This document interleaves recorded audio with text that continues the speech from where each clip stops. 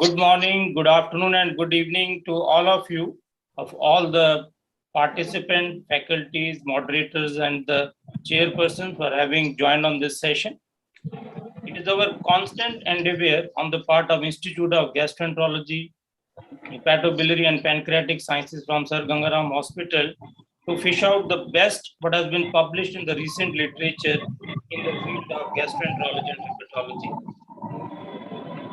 So to bring the jewels out of the ocean of knowledge, we are lucky to have a galaxy of stars from all across the globe who are going to enlighten us about the recent advances in the field of gastroenterology and hepatology.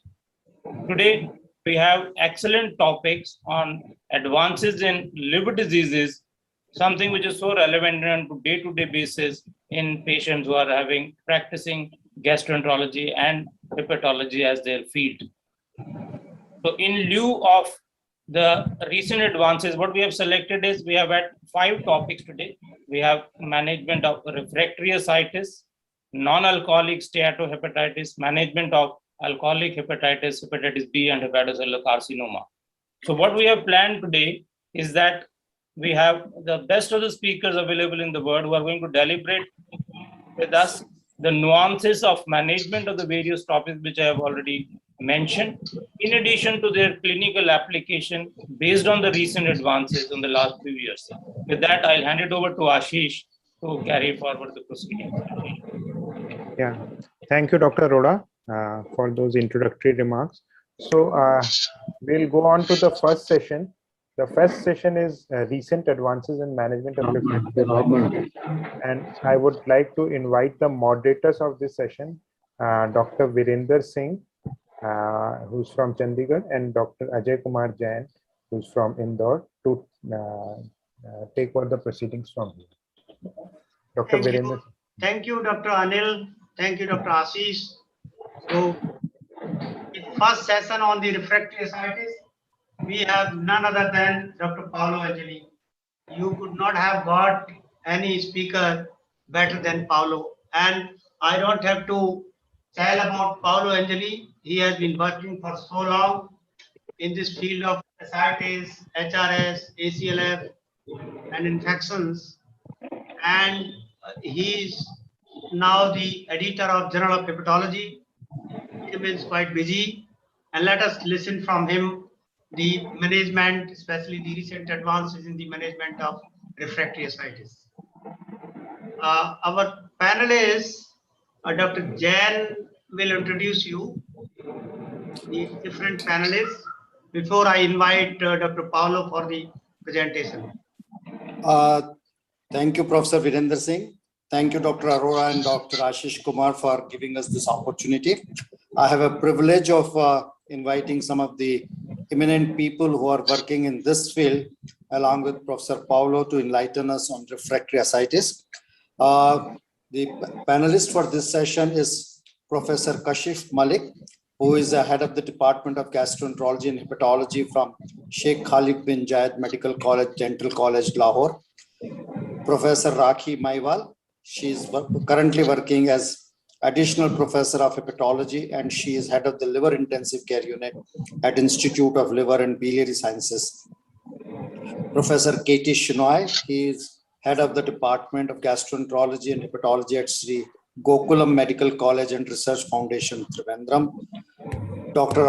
Arun Khanduri, who is a prominent practicing gastroenterologist at Kanpur, and Professor Akash Shukla, professor and head Department of Gastroenterology, St. GS Medical College and KM Hospital, Mumbai. So without wasting much of the time, I invite all the panelists to join, and we will have a panel discussion on refractory ascites once Professor Paolo Angel gives his talk. And then we will take the questions from the chat box. I request all the participants to put their question in chat box, and we'll take one by one, and we'll put to the panelists as well as to the Professor Paolo. Over to you, Professor Paolo. Thank you very much. Dear chairmen, first of all, I want to thank Dr. Anil Arora for this kind invitation. This gives me the possibility to see again so many friends I have in your big country. And I wish to meet each of you as soon as possible in person. Well, going to the topic, after my disclosure, I will speak briefly about definition, prevalence, and prognostic impact of refractory ascites in patients with cirrhosis. You all know the definition. Refractory ascites is an ascites that cannot be mobilized or the early recurrence of which after paracentesis cannot be prevented by standard medical treatment, that is moderate sodium restriction and diuretics. You all know also there are two subtypes of refractory ascites. The resistant ascites, that is defined as ascites that cannot be mobilized or the early recurrence of which after paracentesis cannot be prevented because of lack of response to dietary sodium restriction and intensive diuretic treatment, and intractable ascites, that is defined as ascites that cannot be mobilized or the early recurrence of which after paracentesis cannot be prevented because of the development of diuretic-induced adverse effect. And you well know that intractable ascites is much more common than resistant ascites. And you know that the most common diuretic-induced adverse effect are renal failure, hepatic encephalopathy, hyponatremia, muscle cramps, and derangements of potassium homeostasis. The probability to develop refractory ascites for a patient who developed the first episode of ascites is 70% at 5 years. And the development of refractory ascites is associated with a poor outcome. You can see that the probability to survive is less than 50% at 2 years. Let me go now to the pathophysiology of ascites and refractory ascites, because we changed completely our mind on this during the last 10 years. In fact, for more than 20 years, we went on thinking that the only driver of decompensation and further decompensation in cirrhotic patients was a progressive increase in portal hypertension, a related progressive derangement of the cardiovascular function, and a related progressive increase of the degree of activation of vasoconstrictor and sodium retaining factor. This is only partially true, because if we look to the most advanced phases of the liver disease, there is not a further progressive increase in the degree of activation of vasoconstrictor and sodium retaining factor. Then, during the last 10 years, we learned that a new syndrome may develop at any stage of the chronic liver disease, but particularly in decompensated cirrhosis. And this new syndrome is called acute on chronic liver failure, and is characterized, first of all, by an acute decompensation of the liver disease. What it is the sudden onset of one or more than one complication of liver disease, ascites, gastrointestinal bleeding, bacterial infection, hepatic encephalopathy requiring hospitalization. Then, patients should develop organ failure, and finally should have a very high mortality rate at 28 days, higher than 50%. Now, a patient may develop acute decompensation and acute on chronic liver failure, even in presence of normal degree of activation of vasoconstrictor and sodium retaining factor, but never in absence of systemic inflammation.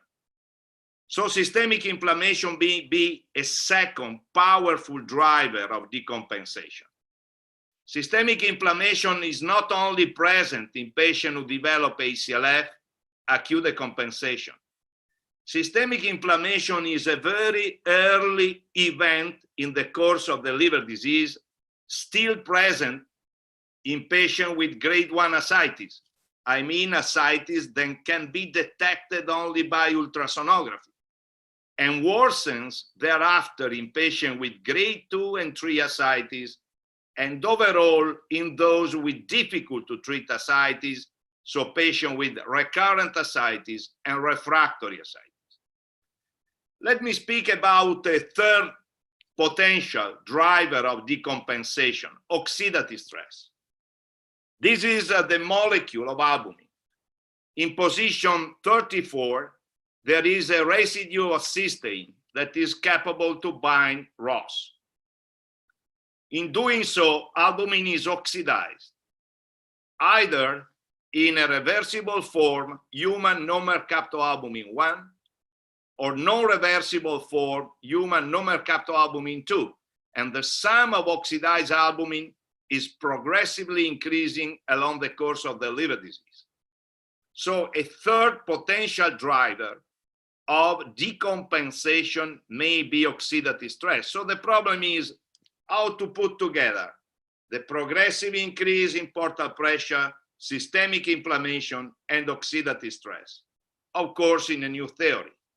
And nowadays, we think that the main consequence of portal hypertension and liver failure is bacteria translocation, which is the cause of systemic inflammation and oxidative stress, and the only cause of the cardiovascular dysfunction, and so of the reduction of the effective circulating volume. There is no other mechanism by which portal hypertension and liver failure can induce the macrovascular dysfunction and the effect hypovolemia. Then systemic inflammation, oxidative stress, together with the activation of vasoconstrictor and sodium retaining factor are the cause of ascites. But let me say that systemic inflammation and oxidative stress generate a vicious cycle by which there is a progressive further increase in portal pressure, a progressive further derangement in liver function, a progressive increase in the rate and severity of bacteria translocation. So at the end, there is a progressive increase in the degree of systemic inflammation and oxidative stress. So at any stage, at any time of the liver disease, organ failure may develop spontaneously or as a consequence of the intervention of a precipitating factor at the hepatic level or at extrahepatic level. Let me go now on the clinical ground, speaking about prevention of refractory ascites. Is it possible to prevent refractory ascites? The answer is yes. How? For example, giving beta blockers. But we have a problem with beta blockers. Very few centers around the world measure HVPG before and after giving few pills of propranolol. So in most of the center, when we give a pill of propranolol, we look like to play a blind and fly game looking for responder and non-responder. This is not good in an era of personalized and precision medicine. What we have else to prevent refractory ascites? We have the long-term use of albumin. This is the ANSWER study we performed some years ago in Italy, a randomized controlled clinical trial, including more than 400 patients with responsive ascites that were randomized one by one to the standard medical treatment or to the standard medical treatment plus the long-term use of albumin, 40 grams per week. And you know, the long-term use of albumin was capable to prevent the development of refractory ascites, was capable to prevent the development of SBP, of infection other than SBP, of hepatic encephalopathy and renal failure. And overall, the long-term use of albumin was capable to improve survival in these patients. Well, let me go now to the management of refractory ascites. The first therapeutical option is therapeutic paracentesis. And in this clinical setting, refractory ascites, therapeutic paracentesis should be followed by plasma volume expansion with albumin independently from the volume of ascitic fluid removed. But when therapeutic paracentesis become too frequent, more than 3, more than 4 in a month, what we can propose to our patient? We can propose, first of all, TIPS. And we all know that TIPS is much better than paracentesis in the control of ascites. We all know that the use of TIPS is associated with the risk of hepatic encephalopathy, severe hepatic encephalopathy. And we all know that the use of TIPS is not associated with a clear-cut advantage in terms of survival. In addition, if we look to our patient with refractory ascites, and we look at the contraindication to the use of TIPS, it is easy to realize that we cannot propose TIPS in more than 50% of patients with refractory. How to move away from this stagnant area? There are 2 possible ways. The first one is to anticipate the time of TIPS, moving away from refractory ascites that probably is a too late indication and moving towards recurrent ascites. I state this on the basis of only one controlled clinical trial in which small diameter covered TIPS was used for the treatment of recurrent ascites that was defined by less than 6 large volume paracentesis during the last 3 months. Again, TIPS was much better than paracentesis in the control of ascites. The use of TIPS was not associated with the risk of hepatic encephalopathy and was associated with an improvement of survival. We accepted the message coming out from this trial in the EASL guidelines. We stated that in patients with recurrent ascites, the use of small diameter covered TIPS may improve survival. But you know, there are still a lot of contraindications to the use of TIPS. So the second way to try to move on this problem is to try to select better our patient that we candidate to TIPS. And recently we published in the Journal of Hepatology a new index of post-TIPS post-TIPS survival. That is the Freiburg index of post-TIPS survival. It includes bilirubin, creatinine, age, and albumin. It makes possible to divide your patient who are candidate to TIPS into 2 cohorts, low-risk group and high-risk group. And if your patient falls in the high-risk group, please forget the TIPS. Otherwise, his or her survival will be less than 50% at 1 year. Well, what we can propose else in patients with refractory ascites who are not candidate to TIPS? One option is alpha pump, a system that makes it possible for the patient to urinate his own or her own ascites. What we have? A controlled clinical trial proving that alpha pump is much better in the control of ascites, proving that alpha pump has not any positive impact of survival as compared to therapeutic paracentesis, proving that alpha pump can improve quality of life, but there are still some concern about its use in clinical practice related to the adverse effect, particularly AKI, and to persistent technical problem who may require the replacement of some component of the system or even the system explant. what we can propose else? Vasoconstrictor, clonidine. It seemed to improve in some way the response to diuretics, to reduce the rate of adverse effect induced by diuretic, but nobody around the world is using clonidine in the treatment of patients with responsive or refractory ascites. What we can propose else? Midodrine. There is some evidence from Virendra group proving that midodrine may improve the control of ascites. But you know,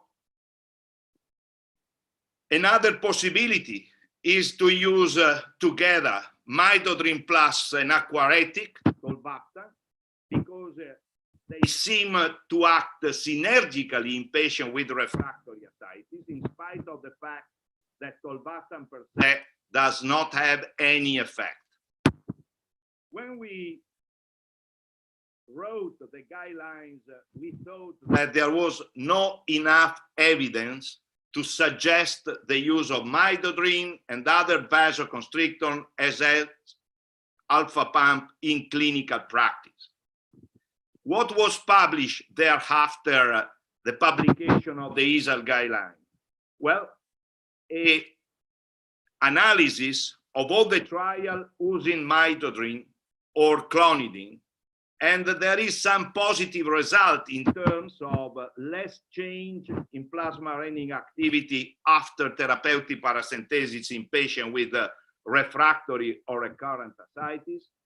There is some evidence that there is a less increase in serum creatinine after therapeutic paracentesis in patients with refractory or recurrent ascites. But then there is also a controlled clinical trial using midodrine plus albumin, showing that even if midodrine and albumin are capable to modulate, to reduce the degree of activation of plasma renin activity and plasma aldosterone, there is no effect on the clinical ground, no reduction of the rate of complication, no improvement of survival. So we do not change our mind. We think that we need further study on vasoconstrictor and of alpha pump before to suggest their use in clinical practice in patients with refractory ascites. What we use in our unit in patients with refractory ascites, the long-term use of albumin. On the basis of this real-world trial, this is not a controlled clinical trial, in which we enrolled 70 patients with true refractory ascites, and we assigned this patient to the standard of care or to the standard of care plus long-term albumin infusion. And you know, the long-term albumin infusion was capable to reduce the mortality rate, was capable to reduce the rate of emergent readmission to the hospital, so the quality of life, for any type of complication of the liver disease, with only one exception, variceal bleeding. Now we think that when we give albumin for a long term, albumin is exerting not only through the oncotic property of the molecule, but mainly through the non-oncotic properties of the molecule. There are several, but I want to focus on the anti-inflammatory action of albumin. Albumin is capable to go into the immunocell, the green point you see in this line, particularly when there is a pro-inflammatory state. Within the immunocell, albumin is capable to reduce the production and the release of pro-inflammatory cytokine. You can say, oh, this guy is speaking about cell. Let me move to an experimental model of decompensated cirrhosis. In the cardiac tissue, on an experimental model of decompensated cirrhosis, albumin is capable to normalize the expression of TNF-alpha protein. By this, it is capable to normalize the expression of inducible nitric oxide synthesis protein, so to reduce the release of nitric oxide. And so to avoid all the negative impact that nitric oxide has on the beta-1 signaling receptor in the cardiomyocyte, and so on cardiac contractility. For this, albumin is capable to recover the cardiac contractility in this experimental model of decompensated cirrhosis. This is not possible with any other plasma expander. You can say, oh, this is an experimental model of decompensated cirrhosis. What about patient? Now we have some evidence that albumin is capable to improve the cardiac function even in cirrhotic patients with acute decompensation. The problem is we should give a large dose of albumin, 1.5 gram per kilo body weight every week, to be sure that we can obtain a significant and stable anti-inflammatory action. Practically, this means that we should normalize the serum albumin concentration in our patient. So let me summarize what I said. Beta blockers and long-term treatment with albumin are capable to prevent decompensation and also refractory ascites in patients with cirrhosis. Long-term use of albumin is capable to improve survival in patients with responsive and refractory ascites. Tips should be considered in patients with the recurrent ascites, refractory ascites, and patients in whom paracentesis is ineffective. In patients with recurrent ascites, the use of small covered tip can improve also survival. Tips: the rule of other procedure that should be proposed for patients who are now candidate to tips, alpha pump, vasoconstrictor, aquaretic, should be tested in further investigations. Thank you very much for your attention. Thank you, Dr. Paolo, for a wonderful lecture. And now we'll have the questions from the audience as well as the panelists. Any question from the panelists to Dr. Paolo? Professor Virendra Singh, can I put few questions to Professor Paolo, which are in the chat box? Yes, go ahead. Go ahead. So, Professor Paolo, the first question is by Dr. Ashwini Singhal from USA, and he is asking your comment on your experience and your guidance on the routine use of IV albumin use on a long-term basis in liver-related morbidity and mortality. So he wants to know what is the ultimate outcome or survival benefit in patients who had cirrhosis with hypoalbuminemia. As I stated, the evidence that we have up to now, and now it appears as a guidelines in the Italian guidelines for the management of patients with decompensated cirrhosis, is that the use for a long term of 40 grams of albumin every week is capable to improve the control of ascites, is capable to prevent several other complications in patients with decompensated cirrhosis, and overall to improve survival. So the indication now is present patients with responsive ascites who are treated with dietary sodium restriction and diuretics. These are the patients who will benefit for the long-term administration of albumin. And the target should be to give albumin at the right dose for a long period of time. It makes no sense to give albumin for 1 week, 2 weeks, 3 weeks, and stop.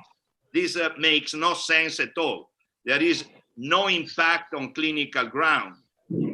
And the dose of albumin should be enough to almost normalize the serum albumin concentration, so that to put the serum albumin concentration in your patient from 3.5 to 4 gram DL. Okay.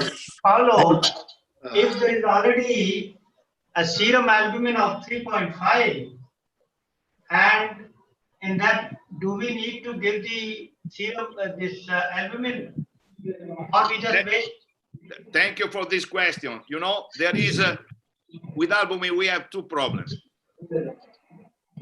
Hypoalbuminemia, but also dysfunctional albumin.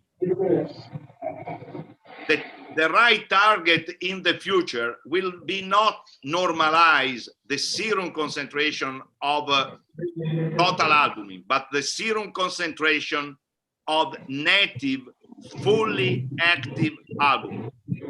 Up to now, we have not a lab investigation that can be applied bedside to evaluate the presence of native albumin, but this should be our target in the future. So even a patient with the apparently normal albuminemia may have a defect of native and so biological active albumin. Dr. Paolo, I'm Dr. Khanduri from the panel. I just wanted to ask that one of the factor like bacterial translocation, we have some antibiotics and at least some gut decontaminants like rifaximin. So as a peripheral gastroenterologist where albumin is very costly, there were 1 or 2 trials showing rifaximin in long-term effect on pathophysiology. So what is your take on that? And are there further trials going on in that direction? Thank you very much for your question, a big question. So I fully agree that the evidence of albumin is a proof of concept. Because if you imagine that in all the world, in all the country, we will use albumin for a long term of time, there is not enough albumin for everything, for everyone. So what we need is to develop some other anti-inflammatory agent that can be used everywhere without a logistic problem. Said that, what we have to reduce bacteria translocation, you know, up to now what we know is that the only way that we have to prevent SBP is to give norfloxacin. But norfloxacin was proved to be effective more than 20 years ago. And the last trial was published in 2018, but the last patient was included in 2014, so more than 7 years ago. This in microbiological term means a geological era, you know? So we don't know if norfloxacin is still active in preventing SBP in our patient. And we have some controversial data on rifaximin.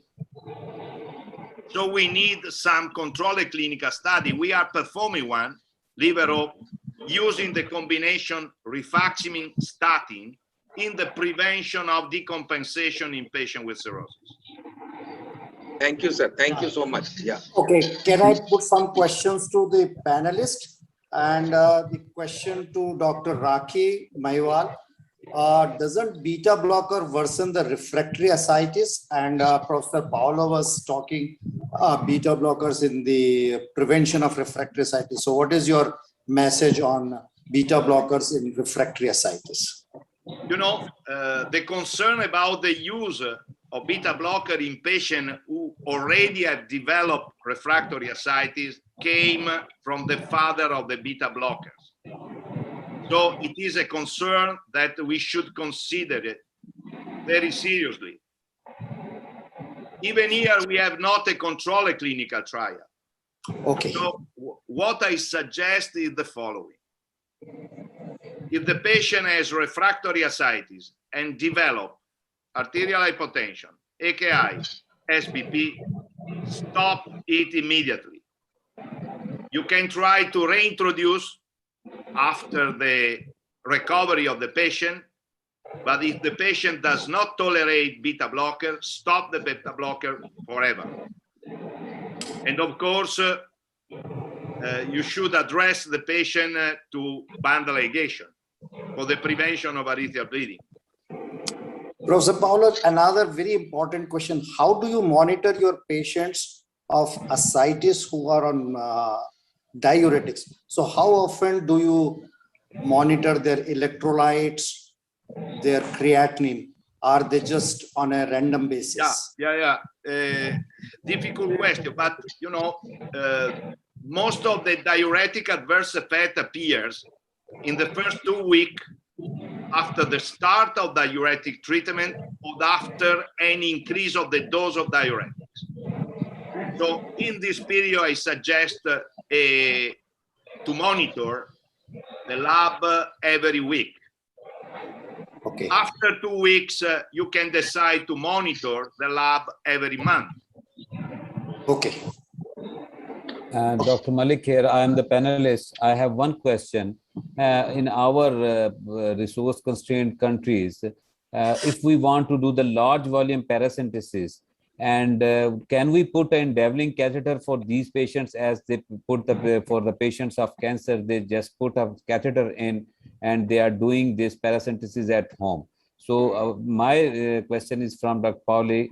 Can you recommend for this Devlin catheter for this large volume paracentesis? Thank you very much for the question. We have a bad experience with the catheter into the abdomen in cirrhotic patients. Our surgeon usually put catheter into the abdomen, and as a rule, they develop peritonitis within 2 weeks. So I recommend against the use of catheter. Hello, Yes, one question from my side. You said the beta blockers in refractory ascites, if you see hypoalbuminemia or if you see the AKI, then we should avoid beta blockers in these patients with refractory ascites. Sorry, I cannot hear you well, Virendra. Can you repeat? Yeah, so you said the beta blockers to be avoided in patients with the refractory ascites, those who have the hypoalbuminemia or those who develop AKI. My general point of view is that if I have a patient with refractory ascites, true refractory ascites, and very at risk of bleeding, I will propose him or her band ligation, and I will stop beta blocker until we have some clear evidence that beta blocker are not harm in this patient. Can I request Professor Katie Shenoy? He wanted to make some comment. Professor Shenoy, please.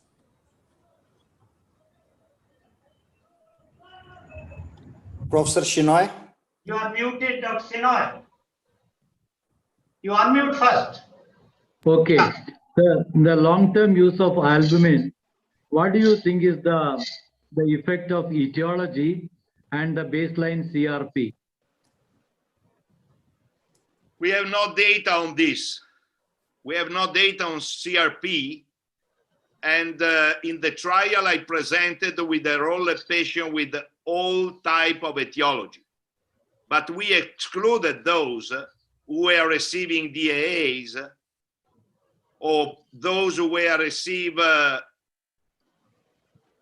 other antiviral drug for ACV-related cirrhosis. With that, we come to an end because we are crossing time. So we'll stop here. Thank you, Dr. Paolo. Thank you all panelists, because there is a direction from Chief Dr. Anil Arora that we should stop just at the right time. Thank you very much. But I think Thank you. Thank you. Bye-bye. Applaud for Dr. Paoli. Yeah. Bye, Raki. Okay, Thank sir. you. Bye.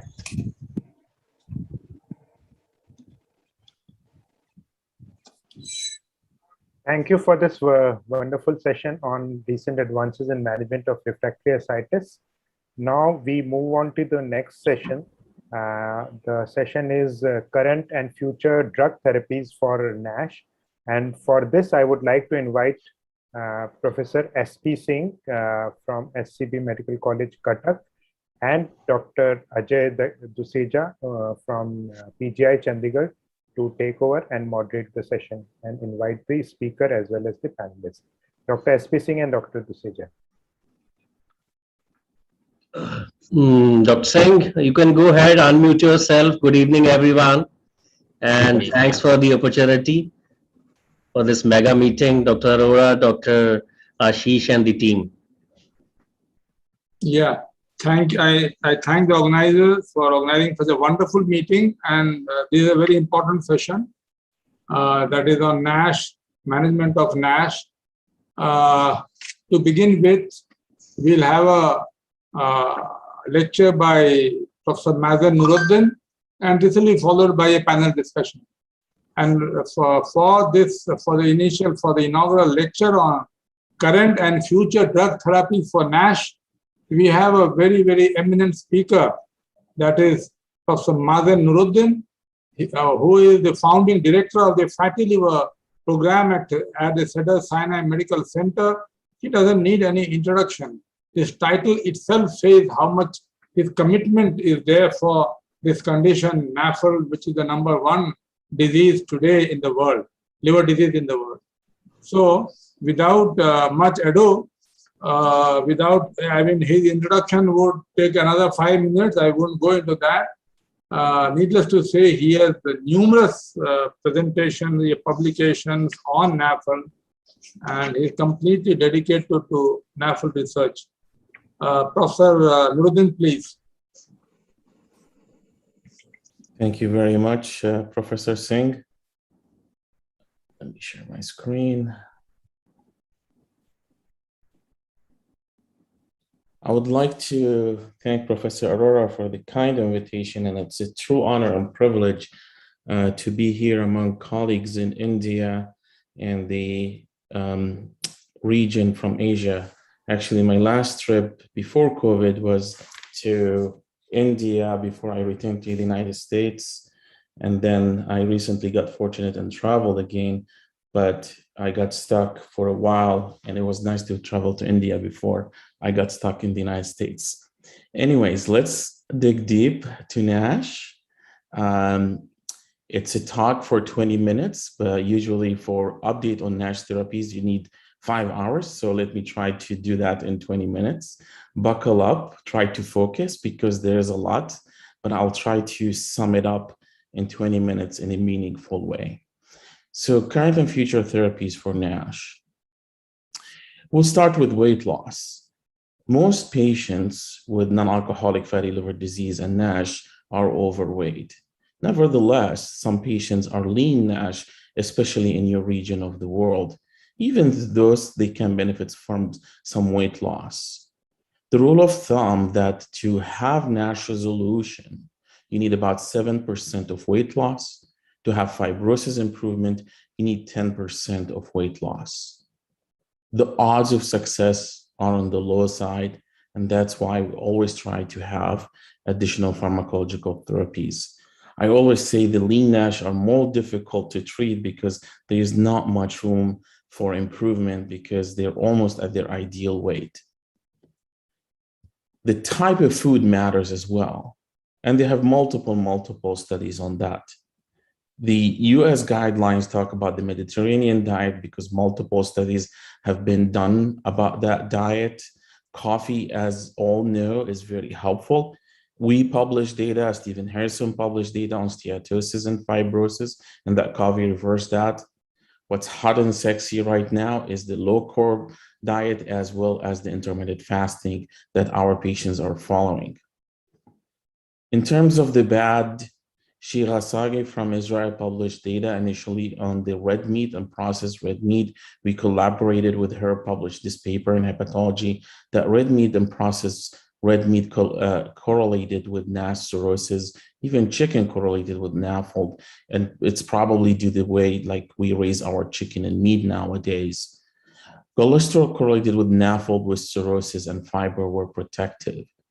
We also know about the high corn syrup, sodas, and other type of food. So a detailed diet as well as nutritionist advice are always welcome and recommended. And I do have a nutritionist in my program that every single patient go talk to her after my visit. Professor Arun Sanyal and the Nash CRN that we all know about, which is a multi-center US study now about 15, 20 years in collaboration, published this study about vitamin and pioglitazone, the PEVEN study in the New England Journal. And here I want you to look at the left first panel. This is the histological overall improvement, and vitamin E in blue showed more improvement compared to pioglitazone, the placebo. And this is why vitamin E was recommended for non-cirrhotic, non-diabetic NASH patients that they are biopsy proven in the AASLD guidance. Kinkusi, followed by other studies using pioglitazone for diabetics, and he showed that pioglitazone improved histology in diabetics and non-diabetics. Here you see the 2-point NAS improvement in histology, and we'll talk about histology in a second. And next to it, NASH resolution, which is harder to achieve in diabetics patients with NASH, and those are all biopsy proven. So vitamin E and pioglitazones, they are recommended for NASH patients that they are biopsy proven in the AASLD guidance. Vitamin E recommended only for non-diabetics, pioglitazone for diabetics and non-diabetics. None of them are recommended for cirrhotics because no studies were done for cirrhotics. Nevertheless, the talk about side effects, maybe not as confirmed as we like, but we have this up in the horizon, such as the hemorrhagic stroke, cardiovascular side effects with vitamin E and prostate cancer, pioglitazone weight gain that none of the patients like it, osteoporosis and bladder cancer have limited their use. And thus many of our patients go into clinical trials if they don't want to use pioglitazone and vitamin E, that they are currently off-label recommended in the guidance of many societies. So that's what we have available in hand nowadays: diet, vitamin E, pioglitazone in general, and we'll talk about what has been approved in India with our studies in the next steps. But let me landscape for you here in the spectrum of NAFLD. Nowadays, what we have in our clinical studies, that patients with NASH and F2 and F3 enter into registry studies.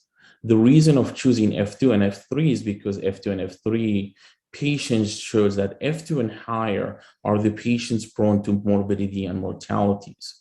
Of course, cirrhosis patients are a different bucket of patients that are proven to be challenging, and many patients actually, or many studies have failed in cirrhotic patients.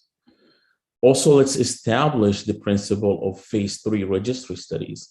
You have two outcomes that the FDA or the European agency that will let you have your drug approval. So the NASH resolution, as you know, the NASH CRN, Clinical Research Network Histology score, consists of steatosis, inflammation, and ballooning up to 8 points. And to have NASH resolution, you need to get inflammation 0 to 1, ballooning 0, and no steatosis. So either you get NASH resolution without fibrosis worsening, or fibrosis improvement by one stage without worsening of steatohepatitis. Recently, the FDA updated the guidelines and they said, actually, you can get both of them, which makes sense. So either NASH resolution or fibrosis improvement, or both of them for phase 3 registry trials.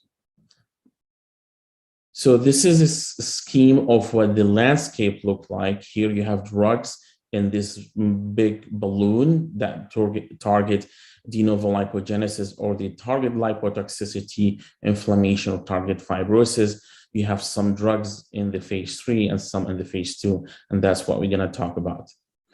The phase 3 studies, or the list, unfortunately keeps shrinking. We had many failures recently, but what we have still surviving, obeticholic acid, we'll talk about it in a second, which is a FXR agonist. We have resmetirom, very promising thyroid hormone receptor agonist. We have belipectin, which is the only drug now probably for cirrhosis. There are other entering, an RM-call, which is Ecc inhibitor, which I'll show you what it is in a second. But now it's kind of in a holding pattern in phase 3. We'll see what they do. Let's talk about the Regenerate study, which is the obeticholic acid. And I want you to look at the left, which is the F2, F3 patients. On the left, you see that they met one of the primary endpoints, which is fibrosis improvement. So in orange, the 25 milligram, 23% of patients compared to placebo, 12% met the primary endpoint, which was statistically significant. Again, fibrosis improvement, no worsening of steatohepatitis. On the right of that left side, they did not meet Nash resolution. But again, you need to meet only one of them. The problem, though, there was itching in these patients up to 50%, and there was worsening of LDL. We have heard about also safety signal and is sitting with the FDA to determine the final fate of this drug, and they might ask them for more safety signal, and we'll see if this drug get approval or not. So it's still, the trial is still ongoing, and the FDA decision is pending. So this is a phase 3. There is Mitarom. The phase 3 is still ongoing. I'm showing you the phase 2 trial published in Lancet. This is a thyroid hormone receptor. The thyroid hormone receptors, there are some in the liver that regulate glucose and lipid metabolism. And in this study here, we're showing you the MRI fat fraction results.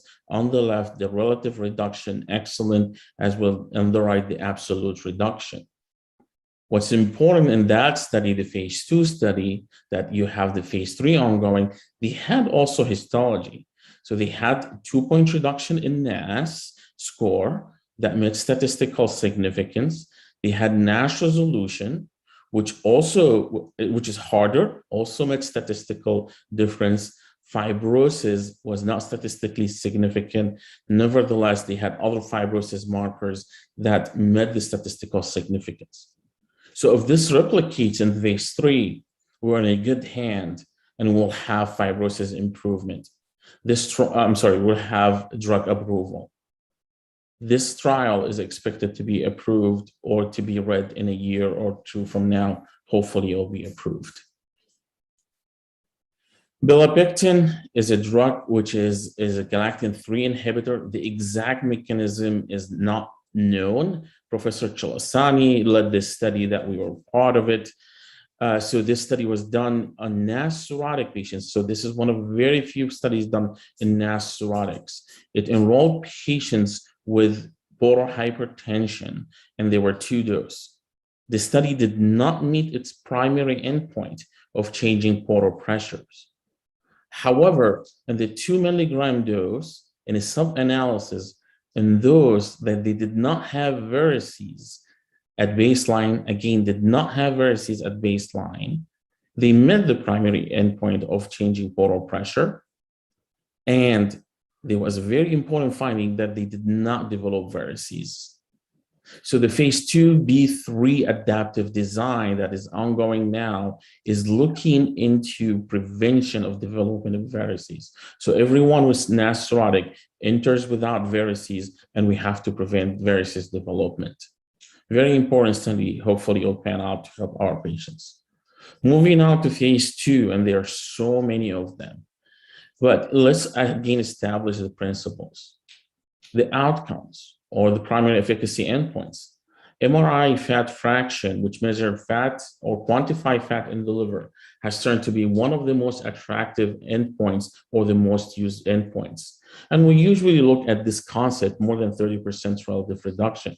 So we look at the percentage of patients with more than 30% relative reduction. So you will hear us talking about this. There's absolute reduction, there is relative reduction.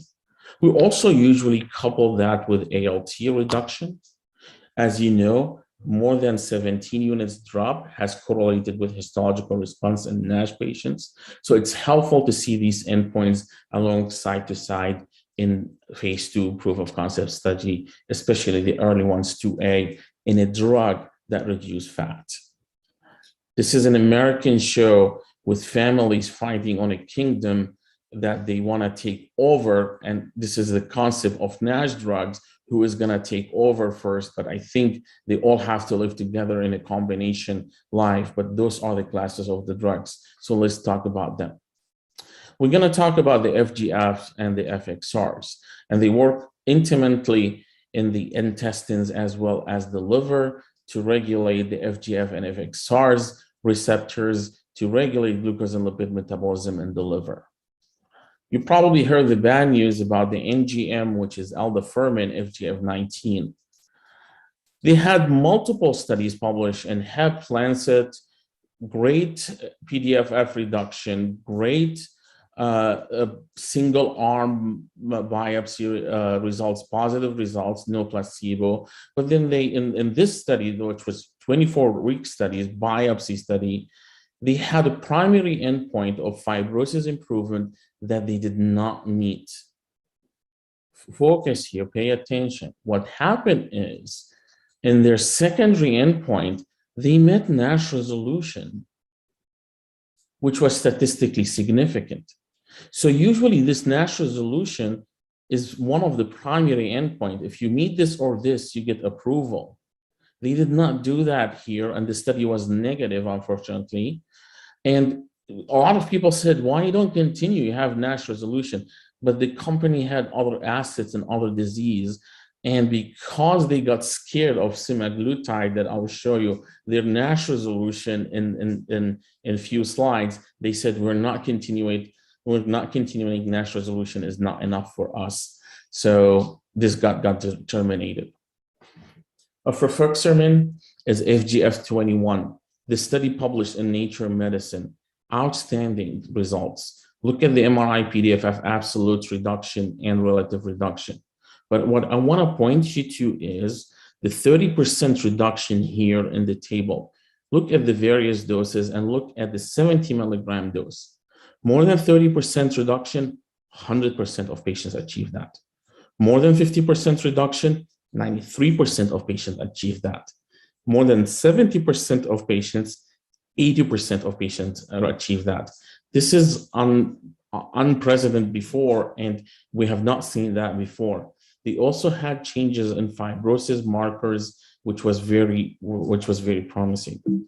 Indeed, Stephen Harrison presented in EASL recently an extension arm, which was cirrhotic arms, which was very interesting, actually. In this extension arm, he had cirrhotics that they were biopsy proven. He only had 20 cirrhotics that in the treatment arm and 10 on the placebo arm.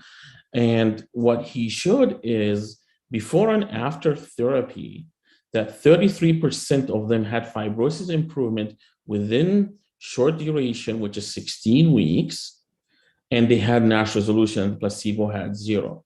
This is a very short time to have fibrosis improvement and a very small cohort, but it's still very encouraging. We have to interpret that with caution and see the results, but this is very promising, and we'll see what the future holds in these cirrhotic patients.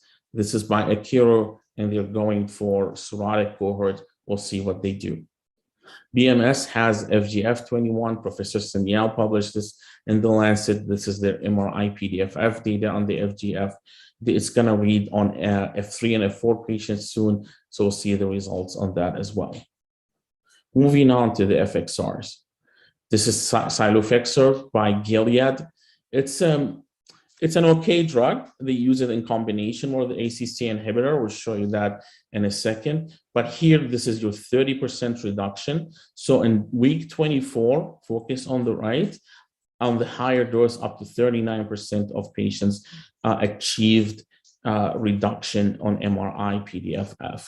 A very good drug for combination. This is a little bit on the lobar side, but it's one of their combo drugs. Tropifexor by Novartis had many positive results, but Professor Sanyal presented this interesting data recently in one of the meetings. What was interesting that patients lose weight on this FXR, and you see the MRI PDFF data, excellent relative reduction here on MRI PDFF. But interestingly, on the biopsy, despite adequate duration, they did not achieve Nash resolution. They did not achieve fibrosis improvement. So in this study, there was a disconnect between MRI PDFF and histology, although meta-analysis showed that MRI-PDFF correlate with histology and left us scratching our head. I think they will continue, but we'll see what the future design, especially with negative histology on this FXR. Now we're moving from the FXR and FGF to fat synthesis inhibitors. And it is this balloon, and this balloon usually responsible for de novo lipogenesis, and these enzymes make fat in the liver. So if you hit any of these enzymes, you suppress the fat. So ACC inhibitor, SCD1, you see the FASN here. If you suppress these enzymes and you inhibit them, you will achieve decreasing fat in the liver. The ACC inhibitors, there are two of them, one by Pfizer, which is this drug in a 16-week trial. This is the MRI-PDFF results. And look at the highest dose. 90% of patients achieve 30% reduction. Very high results. And the problem with the ACC inhibitor, one of the side effects that you have hypertriglyceridemia that they're trying to mitigate by combining with other drugs. Gilead has their Friscostat as ACC inhibitor. On the right, I'll show you the 30% reduction. 48% of patients achieve 30% reduction in 12 weeks. I showed you their FXR was only 39% of patients in a longer duration, 24 weeks. So they combine their ACC inhibitor with their FXR. So they use these two drugs in their combination. Remember this drug, Friscostat with their Cilofexor, FXR, Gilead. I'll show you a triple combo by Gilead very soon, which is the semaglutide by Novo, and that's what they're going with. Again, ACC inhibitor, FXR, they're gonna combine it with a GLP-1 very soon. Finally, this drug that is sitting waiting for F3, SCD inhibitor, which is another enzymes, showed a great MRI-PDFF reduction. The histology also they met was very marginal with a very low placebo. It's a little bit risky because the placebo is usually higher. So they met Nash resolution in this phase 2 study, not published yet. We're waiting them to publish it as well as their phase 3. And this is the last fast synthesis inhibitor, fast inhibitor on the tail end of that cycle, published in Gastro, reduced MRI-PDFF, ALT, and AST in 12 weeks, and we're going for their phase 2B soon. GLP-1, very exciting, one of the diabetes medication. The concept started with liraglutide. You all heard about the lean study published in Lancet, investigator-initiated study, small, in the very far left, Nash resolution 39% compared to 9%, which led to the concept of the New England Journal paper, semaglutide 72-week study. Phil Newsom presented these data. I want you to look at the third panel, which is the dark blue F2, F3 patients. 59% achieved Nash resolution. Excellent compared to the placebo, the highest Nash resolution we have seen. Unfortunately, the slides show you again the third panel, the dark blue, 42% achieved fibrosis improvement, but the placebo was high 32%, and that was statistically not significant. So they did not achieve fibrosis improvement, but semaglutide now is in phase 3. Thyroid hormone receptors that are in phase 2, I showed you resmetirom in phase 3 now. There's one in phase 2, which is Viking in a phase 2. They showed MRI-PDFF reduction, which was excellent, very small study. We're looking into their phase 2B now. We'll see where it goes. PPARs, very attractive agent, very important. You know, PO is now like one in the guidelines, but let's see. This is a very attractive agent. It's pan-PPAR called lanifibranor in a very short histological study, which was 2A, 2B, 24 study. They achieved all endpoints that the FDA talking about. Nash resolution 45% compared to 19%, fibrosis improvement 42% compared to 24%, and both of them 31%, which is harder compared to 7%. They are going for phase 3, very attractive agent, achieved 3 endpoints within a short time. Weight gain was an issue. Saroglitazar, that you all know, approved in India, which is the first NASH approved drug in the world. In the United States, Indiana University, Dr. Chalasani's site, we worked with him on this study in a phase 2A. It did achieve ALT and MRI PDFF improvement. I know in India that also there was a histological study that achieved NASH resolution, and I know it's approved in India, and it's alpha delta drug that is being used. Combo therapy is very important. I'm going to mention this to you to finish the talk. This is SEMA trial plus Silo and Frescostat, and this is open label by Gilead. So SEMA plus first, SEMA Silo hydros, and the triple therapy. And look here at the triple therapy SEMA here, and the very first last column, SEMA plus FER plus Silo, and I want to show you the table. 30%, 92% compared to SEMA alone, 80% of patients. 50% of patient fat fraction, 85%. So it's very promising to have this combination. Indeed, if you look at the FibroScan improvement on the triple therapy was more than SEMA alone, and this is very promising, and they're going with a phase 2B to assess this triple therapy as a drug. So in conclusion, NASH therapies have made great progress. The non-invasive testing such as MRI, PDFF, and other biomarkers, ELF and other PRO-C3 have helped in the proof of concept studies. Thyroid hormone receptors, PPARs, and GLP seem to be leading the way. Antifibrotics are targeting the more difficult group cirrhotics, but we're having great challenges in that group, and combination will be likely the way to go. With that, I'd like to thank everyone. The same way we got to hepatitis C treatment, I'm hoping to get to NASH eventually and get to the finish line. Thank you very much. Thank you, Professor Mason. I think that was really wonderful talk. I think in 20 minutes you have covered such a vast area of the therapeutics of NASH. So I think before we go on to some discussion on this, let me first invite the panelists of this session. Can I request Dr. Mason to stop sharing your screen? Yes, sir. Yeah. So the panelists for this session are Dr. Barun Srestha from Bharatpur, Nepal. Then we have Professor Zegam Abbas from Karachi, Pakistan. Dr. Gulnara from Azerbaijan. Dr. Ravina Bhavani from University of Malaya, Kuala Lumpur, and Dr. Manoj Sahu from Bhubaneswar, India. I'll request all of you to kindly switch on your videos and audios. And before I think they start, asking you the questions, and we take questions from the chat box, let me just start the ball rolling. I think it's very nice that you touched Saroglitazar, which is, we are lucky here in India, which is, at least we have one drug which is approved by a regulatory agency. And the problems of pioglitazone which are associated. So we have vitamin E and at least Saro, which are so considered, safe drugs for these patients. My question to you would be about the FXR agonist and the issues which are associated with FXR, the issue of dyslipidemia and the issue of pruritus.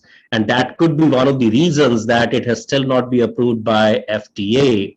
So what is your thought, or what are your thoughts about the newer, what they call the structurally optimized, FXR agonists, and the recent study we had in J. Hepatol on MT409, which, tend to get rid of or tend to take care of, this pruritus and the, decreasing HDL, increasing LDL issue with FXR. So this will be the first question. And then, as I said, I'll open this to the panelists and we'll take more questions.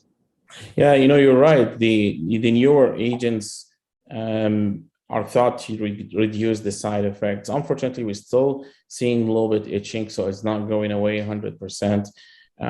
We started seeing medication of the LDL and HDL, so hopefully that will kind of help us in the FXR. Nevertheless, if you really look at other agents, you have ACC inhibitors reduce the fat significantly in the liver, and they're very attractive agents. They have hypertriglyceridemia issue though. So I think a lot of us started accepting that we might have get this lipidemia signal with some of the drugs that we have to medicate with other anti-dyslipidemic agents, or by combining it with other drugs, like for instance, resmetirom reduce the lipid signal, and hopefully combining drugs or using anti-dyslipidemic agents will, with the combination, will reduce that FXR agonist signal.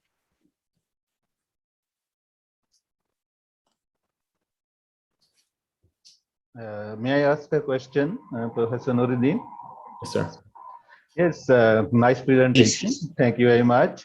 I just want to know that leaky gut syndrome and the gut microbiome, because we know the role of gut microbiome in causing NASH and the role of endotoxin. So why don't we concentrate on the root cause, which is the leaky gut? Are there any studies that are addressing this issue?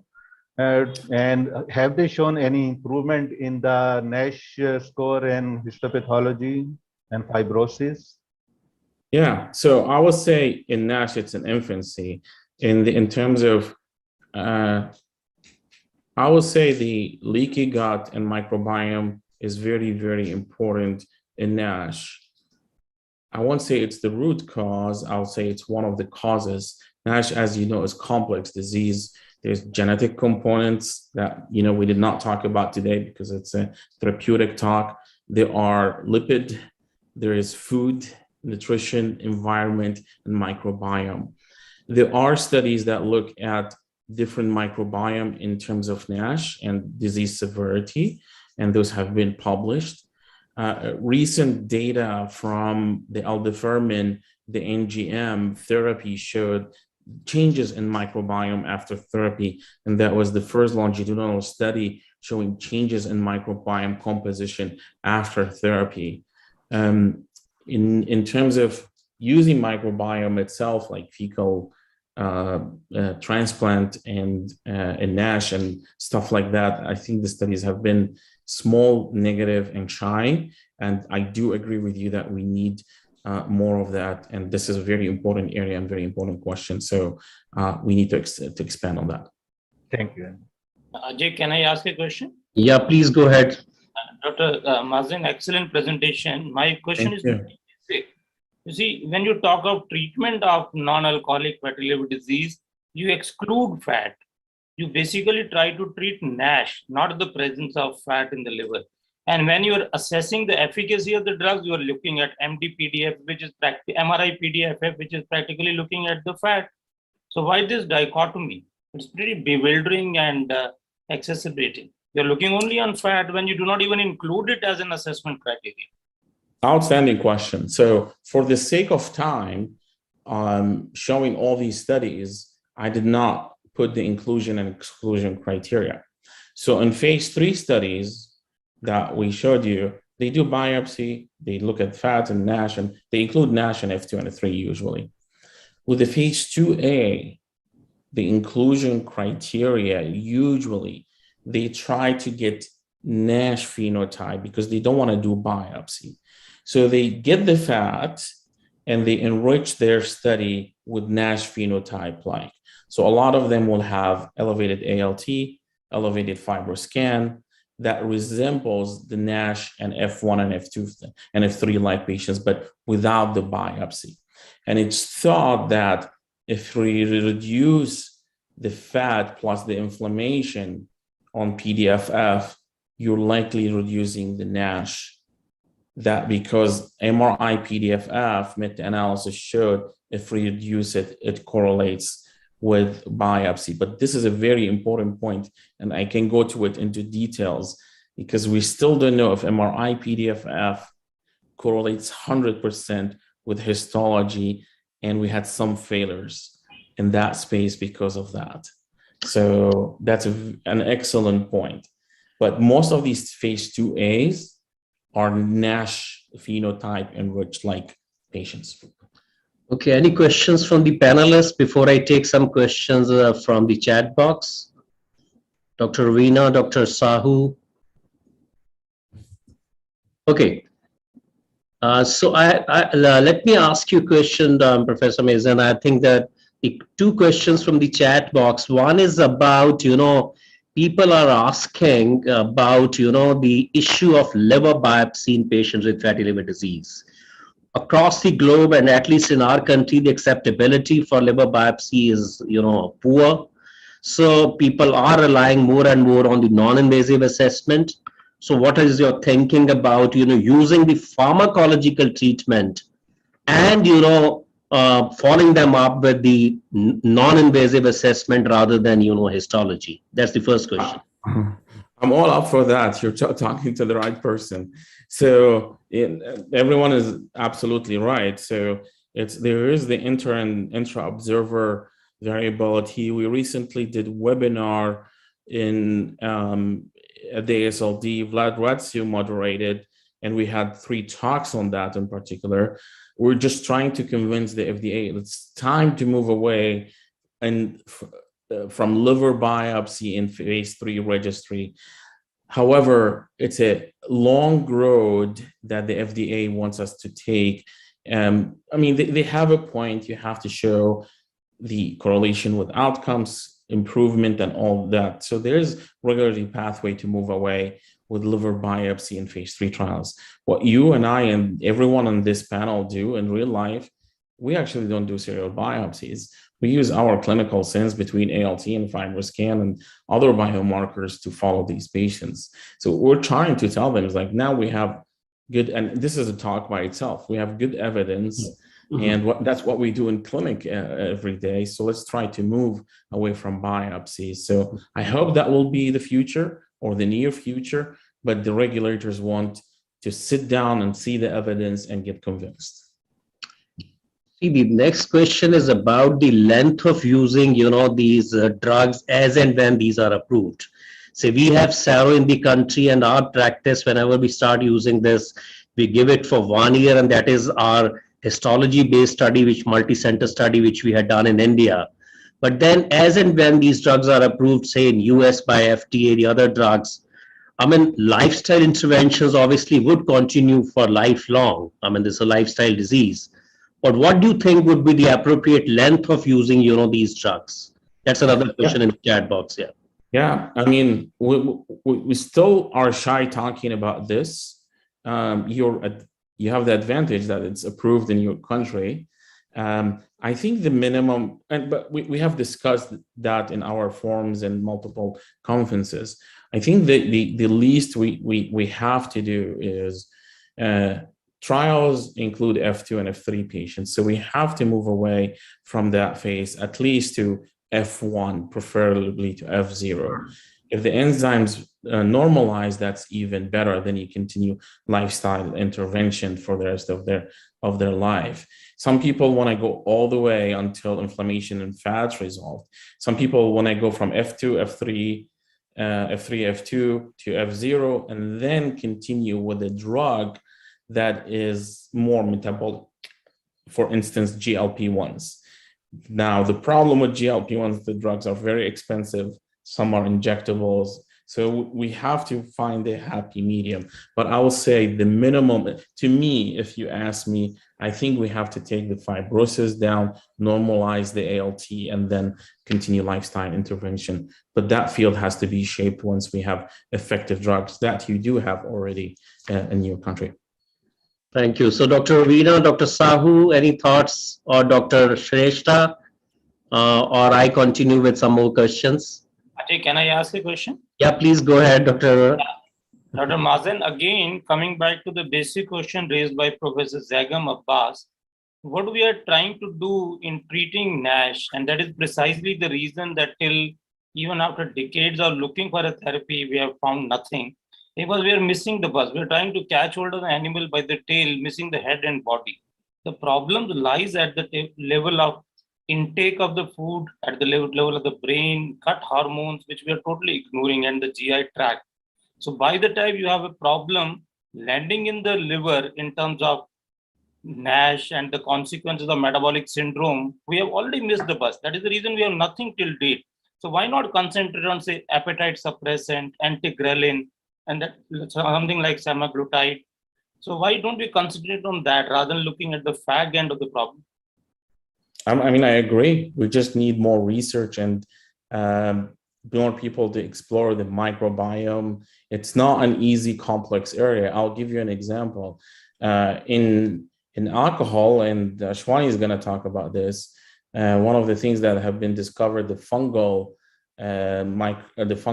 composition in alcoholic patients, we still don't know the fungal changes in non-alcoholic steatohepatitis. So there are a lot of weird organisms and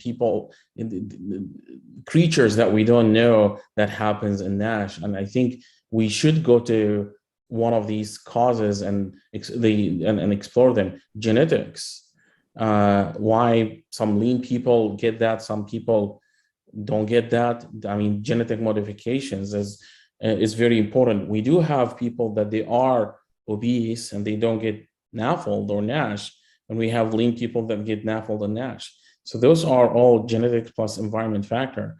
And I think we are in an infancy in this field, and there are research ongoing. We do some of it and all other people, and I think we just need to expedite that. As you know, the pharmaceutical companies are focused on drug, and that's why there's money into that, and that's why it's going really fast and that way. But I cannot agree more with you guys that this is area that needs to be explored way further.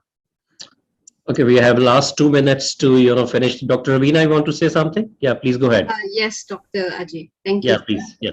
Professor Nuruddin, thank you very much. That was a great talk.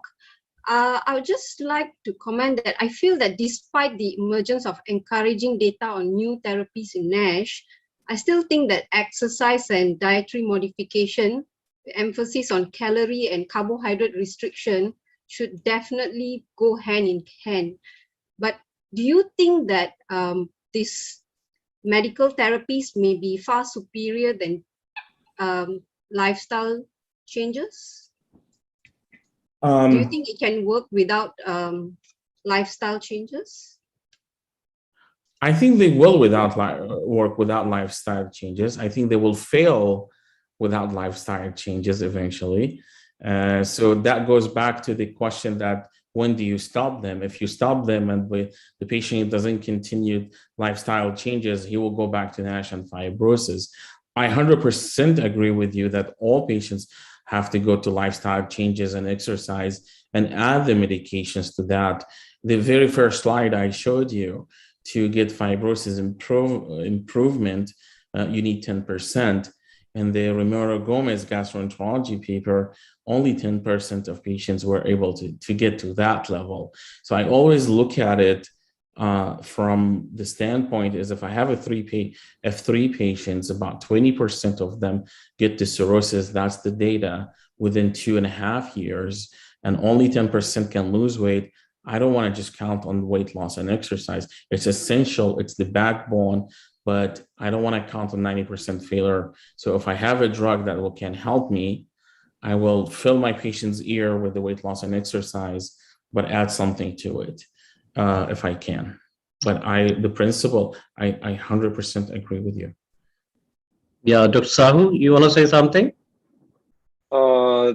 Thank you for a great presentation. Thank you. So any pharmacotherapy for lean NASH?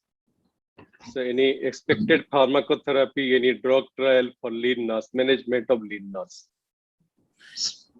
Yeah, I mean, it's you guys know more than us about lean NASH. I do have in Los Angeles a diverse population. I do have Indian patients. I do have Asian patients. I think PPARs are very attractive agents for lean NAFLD and NASH.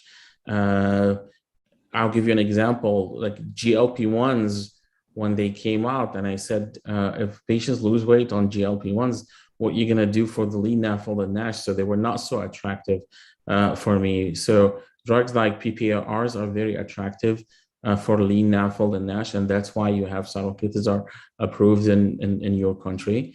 And it's an attractive agent. I think the other one will be very attractive for the lean NAFLD and NASH, a drug like resmetirom that is expected to be approved in the United States. So those are two drugs that come first to mind in lean NAFLD and NASH. And I think, I don't know, maybe I can learn from you guys what you do in terms of diet and exercise for these patients. I'm overweight, so I find it hard to talk to my lean patients about losing weight, and usually I put them in pharmacological therapy. Dr. Mason, I think that was wonderful. We are out of time, and it was very nice to see you again after that Ahmedabad, NASH meeting, and hope to see you soon in person again. So I think I'd like to close this session. Dr. S.P. Singh would like to say anything before we close this session? I think we are running out of time, so no more questions from me. Okay. Thank you for having me. Thank you very much. Thank you. Bye-bye, Dr. Mason. Very nice. Thank you. We close this session and thank the speaker and all the panelists for a wonderful discussion. Thank you all. Thank you, Dr. Ajay and Dr. S.P. Singh for moderating this session. So now we move on to the next session, that is advances in management of non-resectable HCC. And for this, I would like to invite the moderators, Dr. Vivek Anand Saraswat from Sanjay Gandhi PGI Lucknow, who is my teacher, and also Dr. K. Narayan Swamy is a renowned gastroenterologist from Chennai. So I hand over to Dr. Saraswat and Dr. K. Narayan Swamy.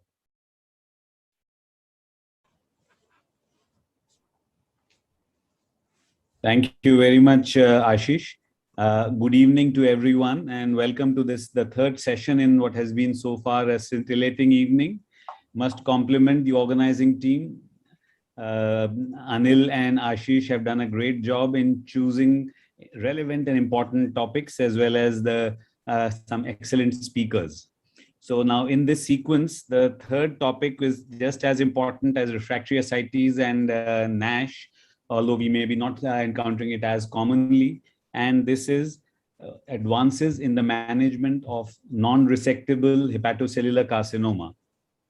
I think overall, especially in the northern and western parts of our country and in tertiary centers, we are seeing an increasing number of patients with HCC, particularly those who are unresectable, those who have large tumors or who cannot afford more advanced therapies like transplant and etc. So with this background, and yes, Dr. Narayan Swamy has also joined us. Good evening. What I'll do is I'll briefly introduce the speaker and the topic we've already spoken about, and I'll request Dr. Narayan Swamy to introduce the panelists once the formal presentation is completed, and then we will have the question answer session. So without much ado, it's a great pleasure for me to welcome Professor Francis Yao for this clinics in hepatobiliary diseases. Professor Yao is the professor of clinical medicine and surgery, as well as director of the Department of Hepatology and medical director of the liver transplantation program at the University of California in San Francisco. He is a well-known and a highly reputed authority in the field of HCC management, with a large number of publications and original work to his credit. And we look forward to hearing his views on the advances in management of non-resectable hepatocellular carcinoma. Professor Yao, please. Thank you very much for the nice introduction. Let me share the screen here. And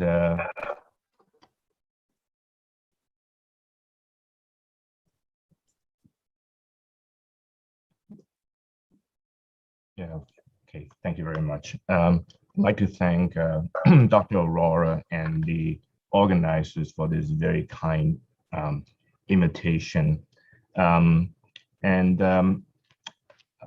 being assigned to speak on, to try to review some groundbreaking publications in the last 2 years, focusing on the treatment of more advanced stage HCC as you look at the latest EASL treatment guidelines using the modified BCLC staging system. What we're focusing on is the stage C patients, and we have seen major advances in the management in this particular group of patients. So just a brief summary about approved systemic therapies for HCC. This is an area that that we have struggled for so many decades with no proven therapy for patients with advanced stage HCC, but we have now seen major advances in systemic therapy. As you're well aware, sorafenib, which is a multi-kinase inhibitor, was the first systemic therapy to demonstrate a survival benefit in advanced stage HCC. And then since it was approved for these patients, we went through a period of 7-8 years when multiple clinical trials have failed to show any significant benefit in other systemic therapies. However, in the last few years, we have seen a number of additional therapies that are now being approved, starting with these 3 additional tyrosine kinase or multi-kinase inhibitor, lenvatinib in the REFLECT trial, second-line therapy regorafenib in the RESOURCE trial, cabozantinib in the CELESTIAL trial.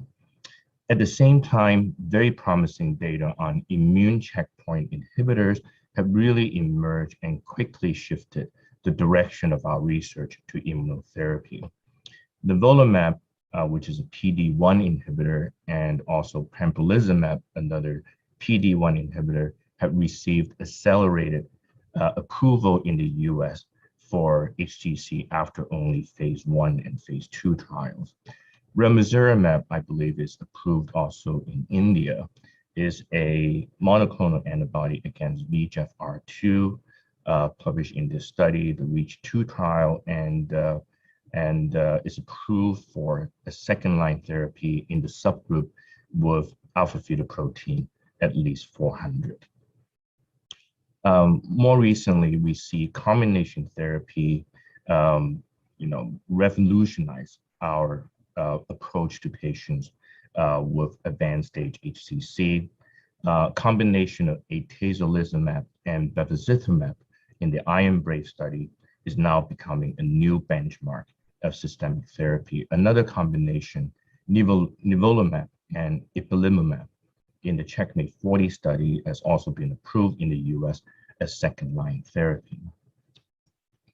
So just quickly go over some of the basic principles behind immune checkpoint blockade in HCC. You see in this schematic diagram the antigen presenting cell, the CD8 positive T cell, and also the tumor. Now, PD-1 is a receptor that serves as a brake for the immune response. The antigen presenting cells or the tumor cells express interferon gamma-induced PDL1 and PDL2 that binds to PD-1 and that attenuates the anti-tumor response. This is known as immune escape of tumor cells from the activated T cells. So if you block the PD-1 inhibitor, or if you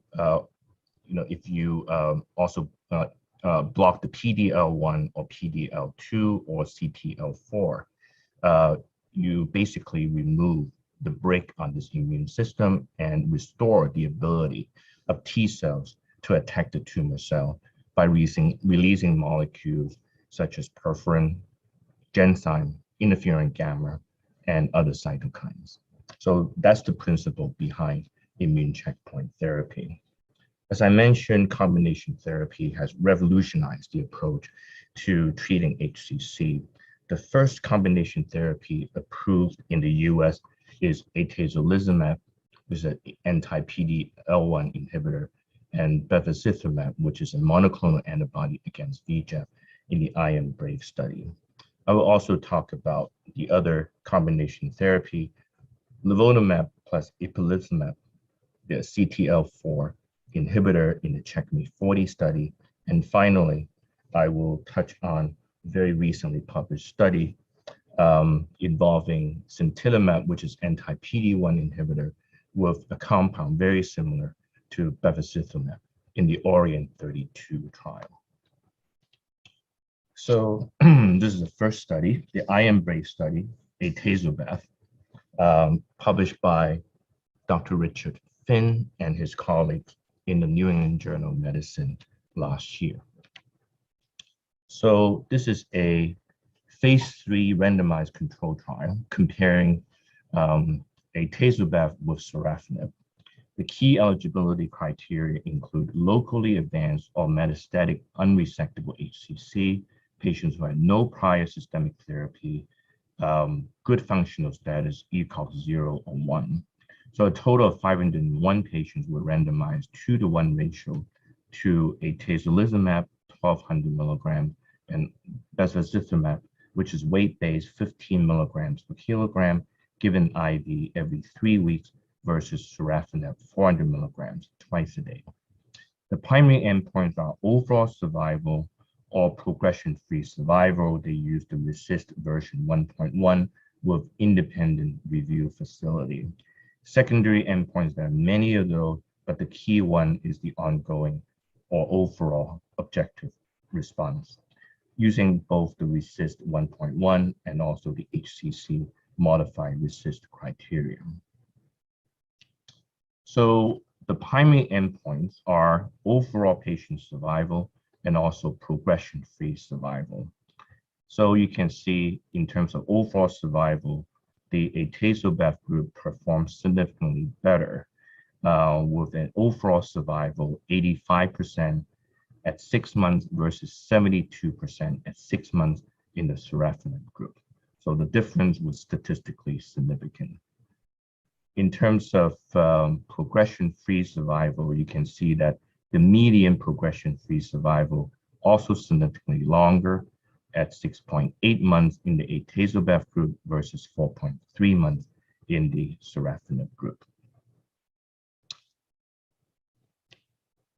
So other secondary endpoints, you can see here the confirmed objective response, one of the major secondary endpoints.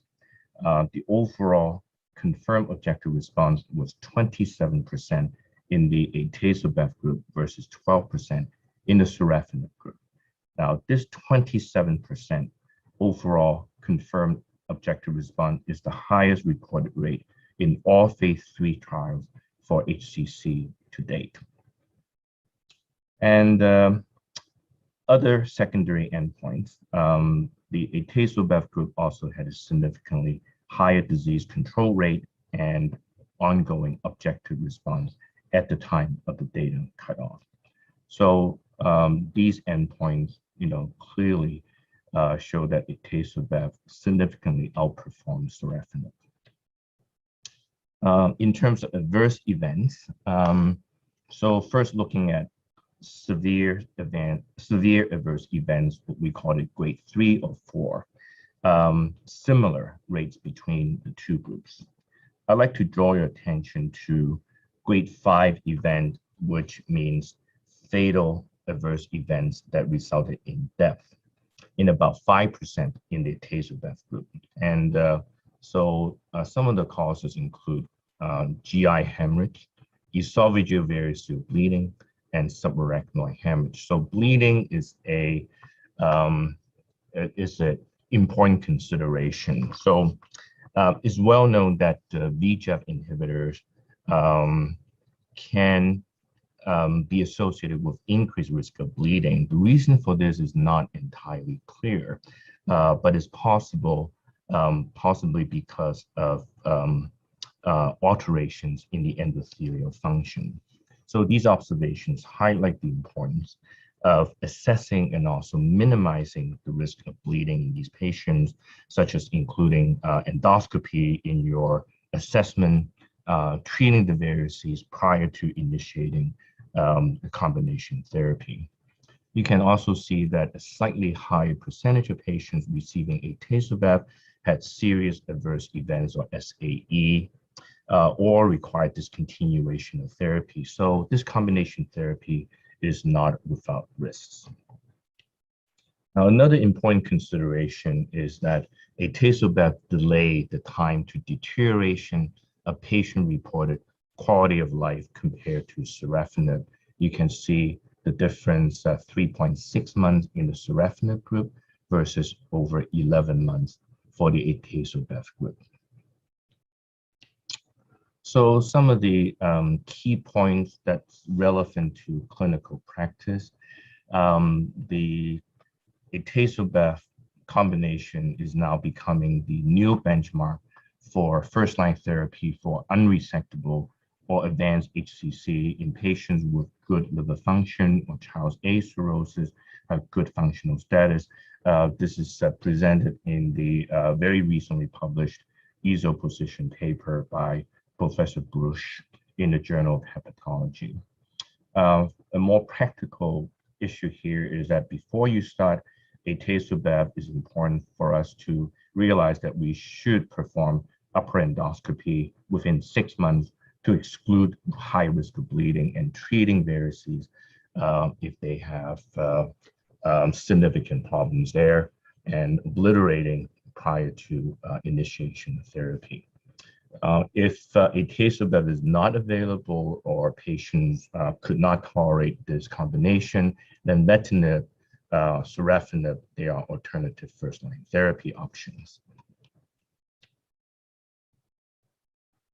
Okay, so second study I would like to present in review is the Orient 32 study comparing sintilimab plus a compound very similar to bevacizumab in patients in a randomized open label phase 2-3 study for patients with unresectable HCC, published by Dr. Ran and colleagues from mainland China, and is published in Lancet Oncology just a couple months ago. So sintilimab plus bevacizumab is a randomized phase 3 mostly. It's a short phase 2 investigation prior to presenting all the phase 3 results. This is a study involving 50 sites in China. Sintilimab is a PD-1 inhibitor. Bevacizumab, is a compound very similar. Is a VEGF inhibitor, and this trial is to compare with sorafenib. The key eligibility criteria include locally advanced metastatic unresectable HCC. These are patients who had no prior systemic therapy. They have good functional status, ECOG 0 or 1. Total of 571 patients were randomized 2-to-1 ratio to sintilimab, 200 milligram bevacizumab, weight-based 15 milligram per kilogram, given intravenously every 3 weeks, versus sorafenib 400 milligrams twice a day. Keep in mind that this study is from mainland China. 94% of these patients have chronic hepatitis B. The design of this study is extremely similar to the IM-BRAVE study. The primary endpoints are overall survival and also progression-free survival based on RECIST version 1.1, also involving independent review. So primary endpoint, progression-free survival here, significantly longer in the combination therapy group at 4.6 months versus 2.8 months in the sorafenib group. The hazard ratio of 0.56, the difference was highly significant. Overall survival also favored the combination group with a hazard ratio of 0.57. In respect to secondary endpoints, the confirmed objective response rate was 21% in the combination group versus only 4% in the sorafenib group. Difference was highly significant. And the overall duration of response is also longer at 7 months in the combination group versus slightly under 3 months for the sorafenib group.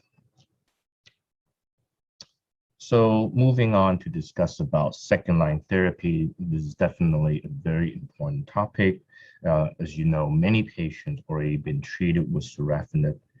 So many of them have tumor progression or failure to respond well to this treatment, and we need additional therapy to prolong survival.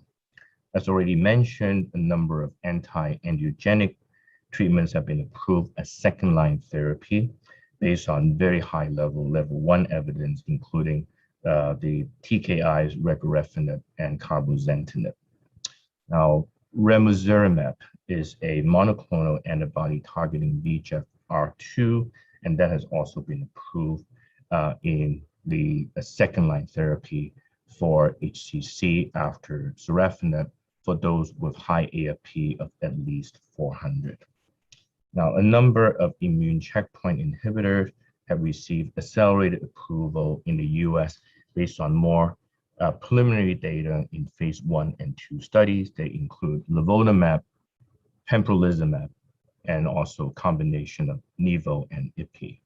Nivo is PD-1, and then ipi is a anti-CTLA-4 inhibitor.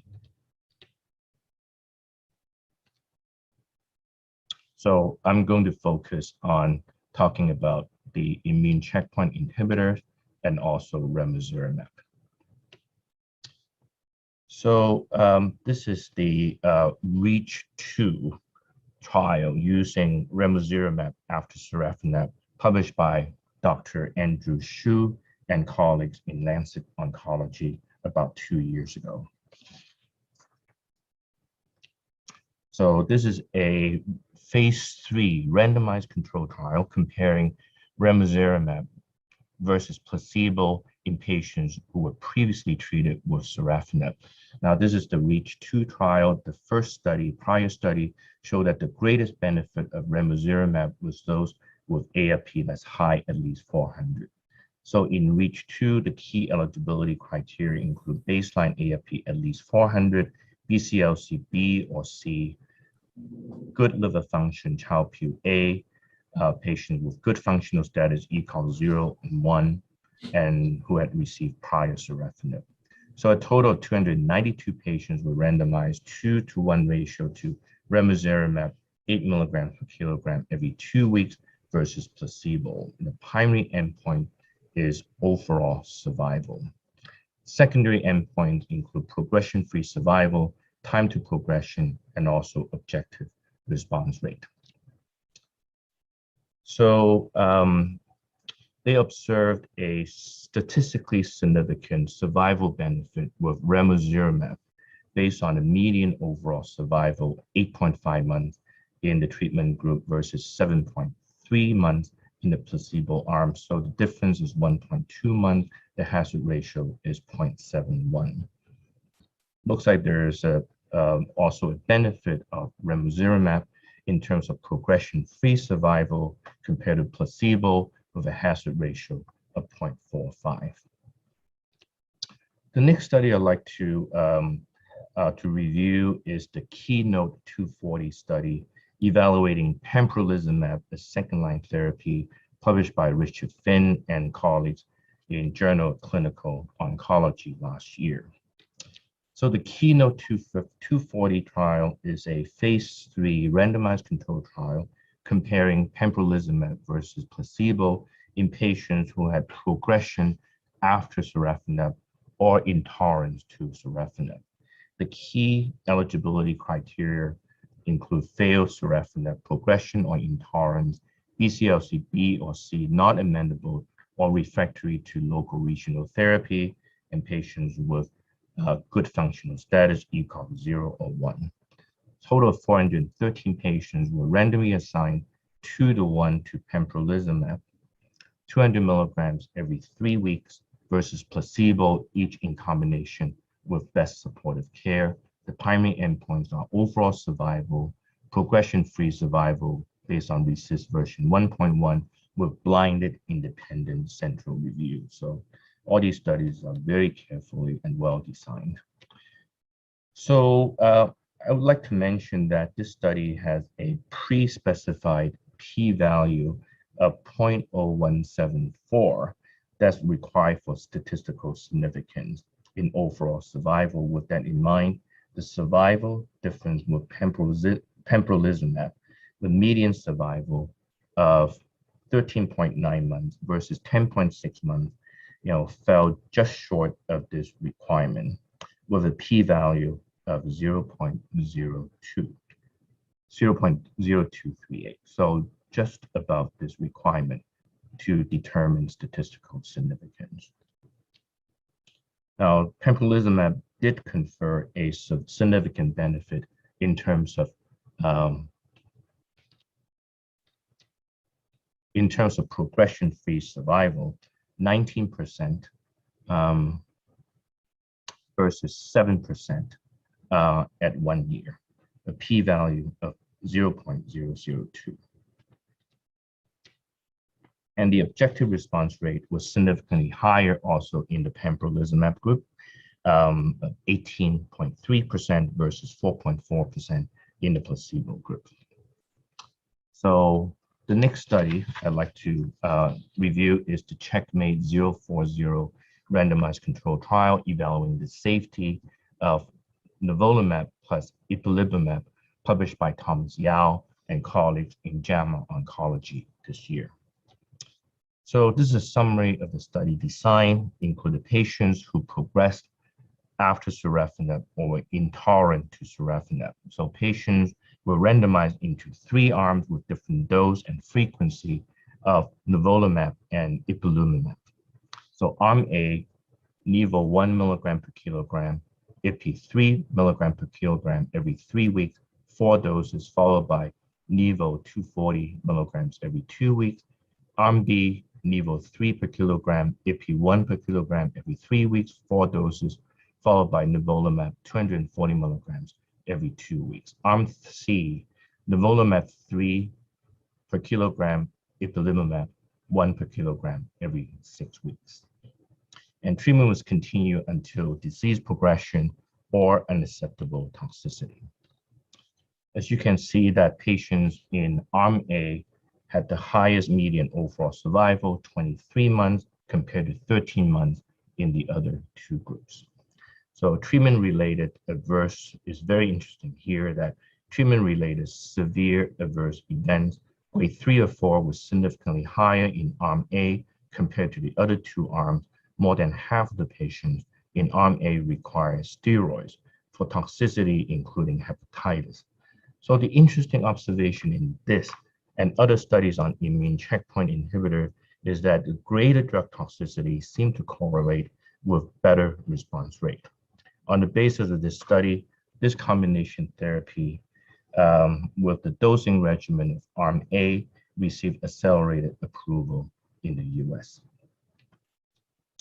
You can see that the objective response rates are quite high, similar in the 3 arms, 31 to 32%, based on RECIST 1.1 criteria, with response defined as a 30% reduction from baseline in a target lesion.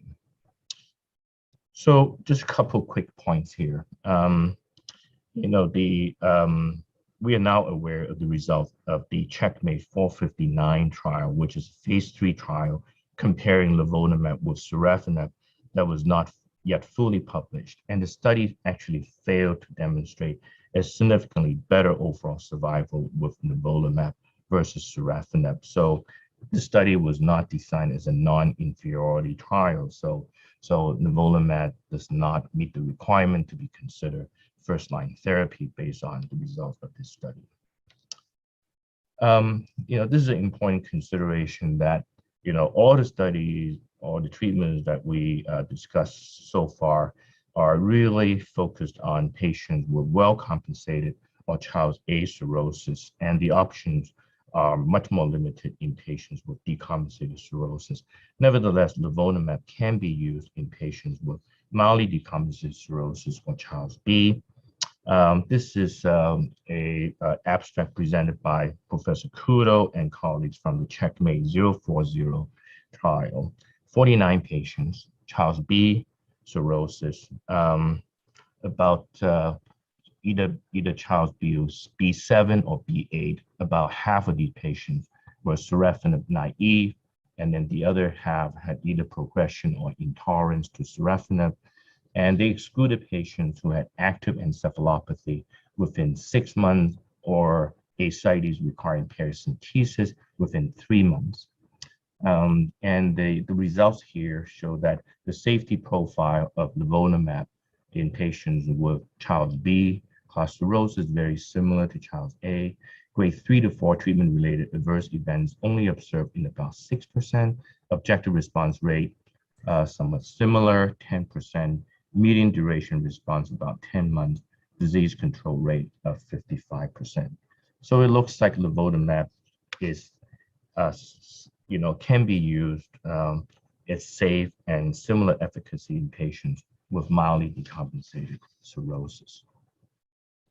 So what else is in the horizon? I'd like to select a few pivotal trials with combination therapy that are currently ongoing. Some data, preliminary data has already been presented in abstracts. So there are two broad categories. First, a combination of immune checkpoint inhibitor plus an anti-angiogenic agent. So the examples include the LEAP-2 trial comparing lenvatinib with pembrolizumab versus lenvatinib. And then the COSMIC-312 trial comparing cabozantinib with atezolizumab versus sorafenib. And then there are also a few combination trials with two immune checkpoint inhibitors, the CheckMate 9DW, which is nivo plus ipi versus either sorafenib or lenvatinib. And then durvalumab, which is anti-PD-L1, and also tremelimumab, which is anti-CTLA4 versus sorafenib in the Himalaya trial. So some very exciting studies are ongoing. There are also a number of large clinical trials looking at adjuvant therapy with these drugs after either resection, ablation, or chemoembolization, which I don't have time to go over. Professor Yao, we're running out of time. If you could please yes. So sorry. So what else is in the horizon? So basically, just to summarize, this is the algorithm for systemic therapy. So, this has changed. Atezolizumab has outperformed. Sorafenib is now recommended as new first-line therapy. Until we have more data, off-label use of multi-kinase or VEGF inhibitors may be appropriate as second-line therapy. Sorafenib or lenvatinib are alternative first-line treatments in patients ineligible for atezolizumab, and there are very well established second-line therapies as shown here. So finally, as we see more choices in systemic therapy, we need to use these drugs with good understanding of potential toxicities and serious adverse effects. The common ones include hand-foot syndrome, which you are well aware, diarrhea with all the TKI inhibitors, hypertension with atezolizumab in particular. And then, this is an area that we're seeing more and more immunotherapy-induced hepatitis and even liver failure in some cases. So I want to thank you for the attention. Thank you, Dr. Francis Yao, for a very nice talk about the recent advances in resectable hepatocellular carcinoma. Now, my duty to introduce the panelists to join with these sessions. First, I introduce it is Professor Kin Mong Bin from Myanmar, and he is a professor, Department of Hepatology, University Medicine 1. And the second, I invite you, that is a panelist, Sutam Shu K, Professor Affiliation, National Academy of Medical Science from that will be this Nepal, and Professor Icha Hilmi is a professor, consultant gastroenterologist, University of Malaysia, and Kuala Lumpur, Malaysia. And finally, that will be I invite will be Dr. Shyam Agarwal from USA, and from finally there will be my mentor, Dr. Seth Babu, is head of the department G in Krishna Institute of Medical Science, for take part in as a panelist for the discussions. Yeah, sorry about running late. Yes, thank you, Dr. Narayan. I think we have had an excellent talk, and we have several important questions in the chat box. So to set the discussion rolling, a question that's also bothered me and which I think Dr. Ashish Kumar also wants to ask you is, what is the role of these new drugs in combination with various loco-regional therapies? Do we have data whether combining these with LRTs will have improved outcome? Yeah. So as you're well aware that sorafenib data with resection and ablation in the STORM trial and also in the SPACE trial were very disappointing. So it's very exciting now. A number of these drugs are being studied in combination with either chemoembolization or with resection and ablation. I can mention a few. With resection or ablation, there is the Keynote 937 study on pembrolizumab, and then the Checkmate 9DX study for nivolumab, and then also the durvalumab and bevacizumab in the what we call Emerald trial, and then atezolizumab is also being looked at. For TACE, there are a number ongoing, the Emerald 1, sorry, with durvalumab and bevacizumab, and also nivo plus ipi in the LEAP study. So very exciting. So none of the studies are available even in preliminary data, but they are ongoing. So a number of these combination therapies can be used after resection, ablation as adjuvant therapy, or after TACE to see if that would actually improve the overall survival after these non-curative treatments. Professor Yo, with all the development of the newer drugs, very effective, less side effects, how would you consider the role of sorafenib at this point of time? And what is in your clinical practice, do you still use sorafenib?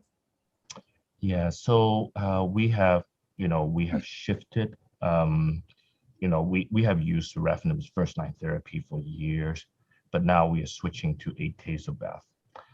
There's definitely still some, a significant role of sorafenib, because I think that, of course we don't have, a really good data yet, but you can go from one spectrum, the immune checkpoint, to TKI or vice versa. So I still think there's a role for sorafenib. Particularly there are patients who failed combination or immune checkpoint therapy. There's still a potential role. This will be off-label use, but you're right. So we have used sorafenib for a long time, but now the paradigm seems to have shifted. We are now using atezolizumab because the difference in terms of survival and also the objective response rate is clearly superior with atezolizumab. Thank you. So in continuation with this, I think we have an interesting question in the chat box again, that can be used, is there a role for biomarkers to select patients, whether we should prefer sorafenib directly or so first line, or we should straight away go with the newer combinations like atezolizumab?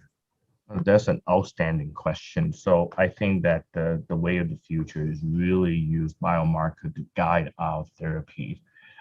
But there's been a lot of proposed mechanisms to say which ones we should use, immune checkpoint, which ones we should use sorafenib. We haven't seen enough data to make that recommendation yet. But biomarker guided therapeutic approach is really the way to go. I totally agree with that. Can I? Setu, please go ahead. Yeah, thank you. Professor Yao, it's a wonderful talk. And I would refer to your third slide, which actually refers to the ESL position paper, which is yet to come on print, has in fact has published all the data available right from SHARP to the IMBRAVE study. But I thought you will make one very important point is what is the impact of treating B and C, even these in advanced tumors? Do we continue to manage them with B and C therapy? Sorry. You're talking about the BCLC B and C? No. I'm talking about Hep B and Hep C. Oh, Hep B and Hep C. Very. Yeah, I don't know the answer to that. Like based on the experience with sorafenib, the SHARP trial and the Asian trial show very similar results. So I don't think that I can point a finger that hepatitis B patients are different. And then the combination trial, the Orient 32 is almost exclusively hepatitis B. We can't really extrapolate one study to the other population, but my sense is that hepatitis B may not be a unique situation, that the response rate should be similar. So I don't think that etiology of liver disease play a huge role in terms of response to these therapies. Professor Yo, you have a lot of combinations with all the similar efficacies. So in the real world experience, clinical practice, what do you choose? What combination you choose, or you have given the patient, explain to the patient and give the patient to choose, or you yourself, you choose? Who chooses? Yeah, so we have a lot of choices. You're absolutely right. We have a lot of choices, but before Atezobev came out, I still use sorafenib. There are a few patients, who, may, like say, okay, should I use nivolumab, because the data looks okay, and then, nivolumab was quite, quite impressive initially, not in terms of the overall objective response rate, but the ones who responded seemed to be very durable. Even the 15% who responded seemed to be very durable. So I have, in selected patients, start with nivolumab as opposed to sorafenib in the past. But now I think that the path is a little bit clearer. Atezobev, based on objective response, based on survival, outcomes really superior. So we are shifting to Atezobev as a first-line therapy. What we don't have is the unmet need is what to do second line after you chose the first. And then what's really the real data beyond, like the first-line therapy. So it's simple if you use sorafenib. They're very, very good data that regorafenib is really a good choice. But now we have more options. Should we go to immune therapy instead of regorafenib? So that's a difficult question because we don't have all the data. But my sense is that I would probably, for those who fail regorafenib, I would go straight to Atezobev. Thank you. Can I ask the other panelists for their comments? Professor Sudhanshu, Professor Hilmi, Professor Shyam Agarwal, please offer us your comments or views on the excellent talk we have just heard. Professor Yao, thank you. I'm Ida Hilmi. Thank you for an excellent talk. I have to say I'm not, I do manage HCC, but I'm not, your diehard hepatologist. I wanted to know your opinion about the kinky criteria on intermediate, BCLCs, and whether or not we should be, what's your opinion about TACE versus these therapies, since we have so many available? Yeah, that's a very important question. I consider myself to be a little bit more of a purist, because unless you have, level 1 evidence, I would still go with what, for instance, the radioembolization, a lot of people are high on, but you really don't have, strong level 1 evidence that radioembolization is better than chemoembolization. And then we see, radioembolization versus sorafenib, and there's no significant benefit. So I would be a little bit more careful in terms of, like going with the standard of care, the intermediate stage. I think that Y90 radioembolization or chemoembolization is the way to go. Now, shifting those, systemic therapy to that group, I think is reasonable if they, they are, like not great candidates for local regional therapy. So the stage migration concept, I think, is totally acceptable. But right now, I would not shift the standard in terms of what is considered first line. Did I, not sure if I answered that question. Can I make a comment, Nice Dr. talk. Professor? Yes, sir. Yes, Professor Agarwal, good to hear you. Please Right. go ahead. I think I made my comment in the chat box. So, in order for us to reject a patient for atezo and bev, so there should be a contraindication, such as bleeding within 6 months, and therefore impending bleed by looking for upper GI endoscopy, or a patient who has a contraindication for bevacizumab, for example, a cardiac ailment or a thromboembolic disease, or a contraindication for atezolizumab, for example, an autoimmune disorder. So other than that, of course, this is a financial toxicity as well, because these are expensive drugs. So the current treatment revolves around atezo-bev unless there is a contraindication. So patients who cannot afford, well, sure, they are to go on a drug like sorafenib or lenvatinib. That's a very good point. So there's another quick Nice question for you. Professor, yeah. Do you need a liver biopsy? What is the role of liver biopsy and PD-1 staining or assay? Does it have any role in making a choice of therapy? I don't know the answer to that. I haven't really used it in my practice, so I need to look into that a little bit more. But that's an excellent question. Can I ask a question, Dr. Vivek? Please, yes, Professor Arora, please go ahead. Yeah, Professor Naruddin, why is it that most of our patients do have an advanced intermediate disease requiring both LRTs, the concomitant therapy? You see, LRTs will not completely at molecular level will extirpate the tumor. Still, there will be impending and leftover molecular mechanisms which will lead to recurrence. Why is it that none of these immunotherapies or MTKs, they are known to have increased survival after LRT? That means, are we missing the target of molecular mechanism of HCC completely? Are we off the track?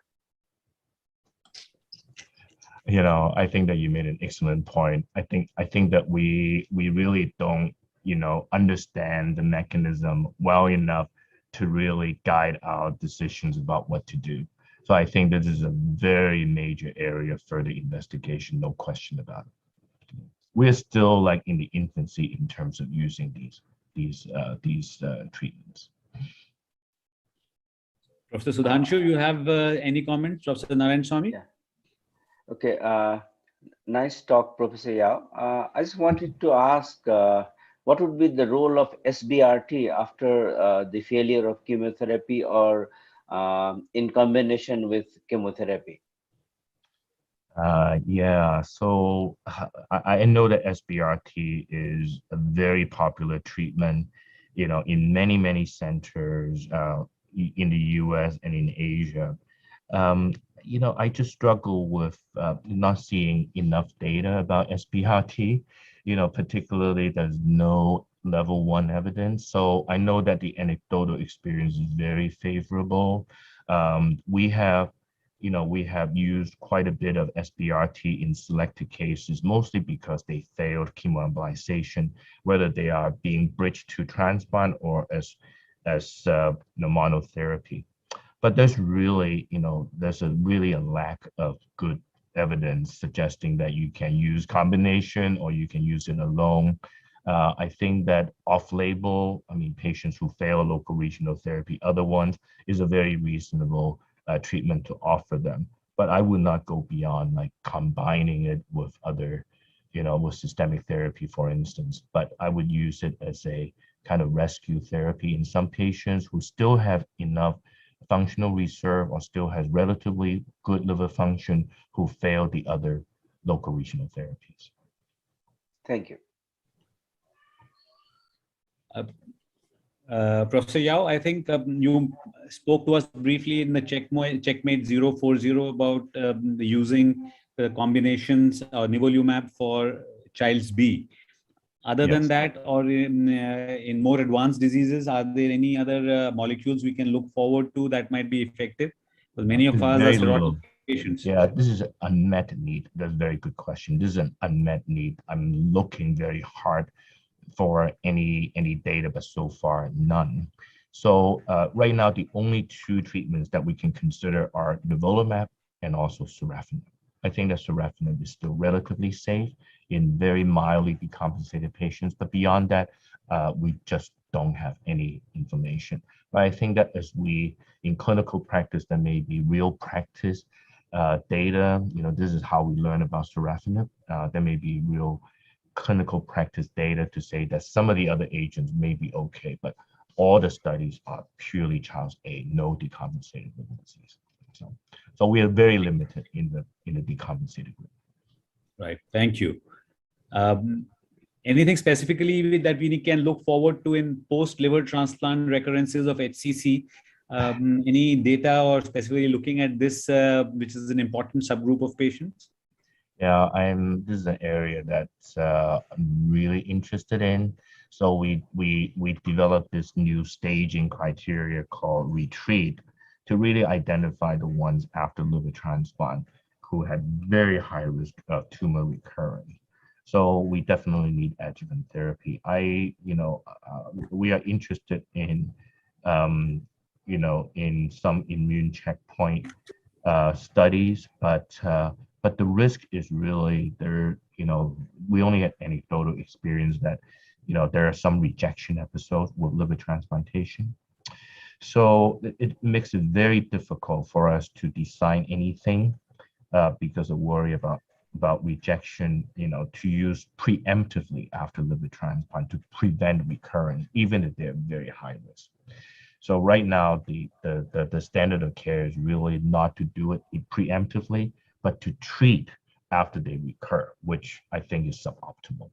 So just because these are the really complex immune interactions that you worry about rejection in these patients, that I think is going to make things very difficult for us to develop anything. Okay. Well, I think we have had an excellent session.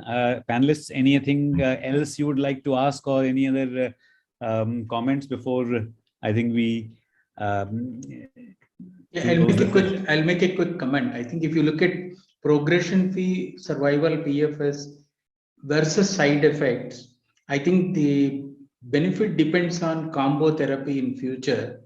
When you talk about progression-free survival, maybe one drug may not work, or some kind of sequential therapy which we use. We still have liking to sorafenib because that was the experience years back and continue to use it. But I think our experience with modern drugs is still not very exciting, nor we look at child criteria as the real indication, even in unresectable. I don't know the comment about that. Well, I think that's an excellent point. There's data that sequential therapy with sorafenib followed by regorafenib actually worked. So you don't have to wait for one drug to fail. But how do we design clinical studies like that is challenging. So I definitely think there is a role for sequential therapy in our approach to HCC. Maybe some combination sequentially is actually going to work better than waiting for one to fail and then try something else. So that's an excellent point. Any comment, Dr. Shyam? I thought I saw your hand go up. I just want to reiterate what Dr. Yao said. The checkpoint inhibitors like atezolizumab are contraindicated in patients who have recurrence following transplant because of the risk of rejection. So you must never think of using checkpoint inhibitors. Although I think there are anecdotal reports, but I think they are actually contraindicated. So I think that's the point. Yeah, we have not used it, because of that reason. So, not off-label. So.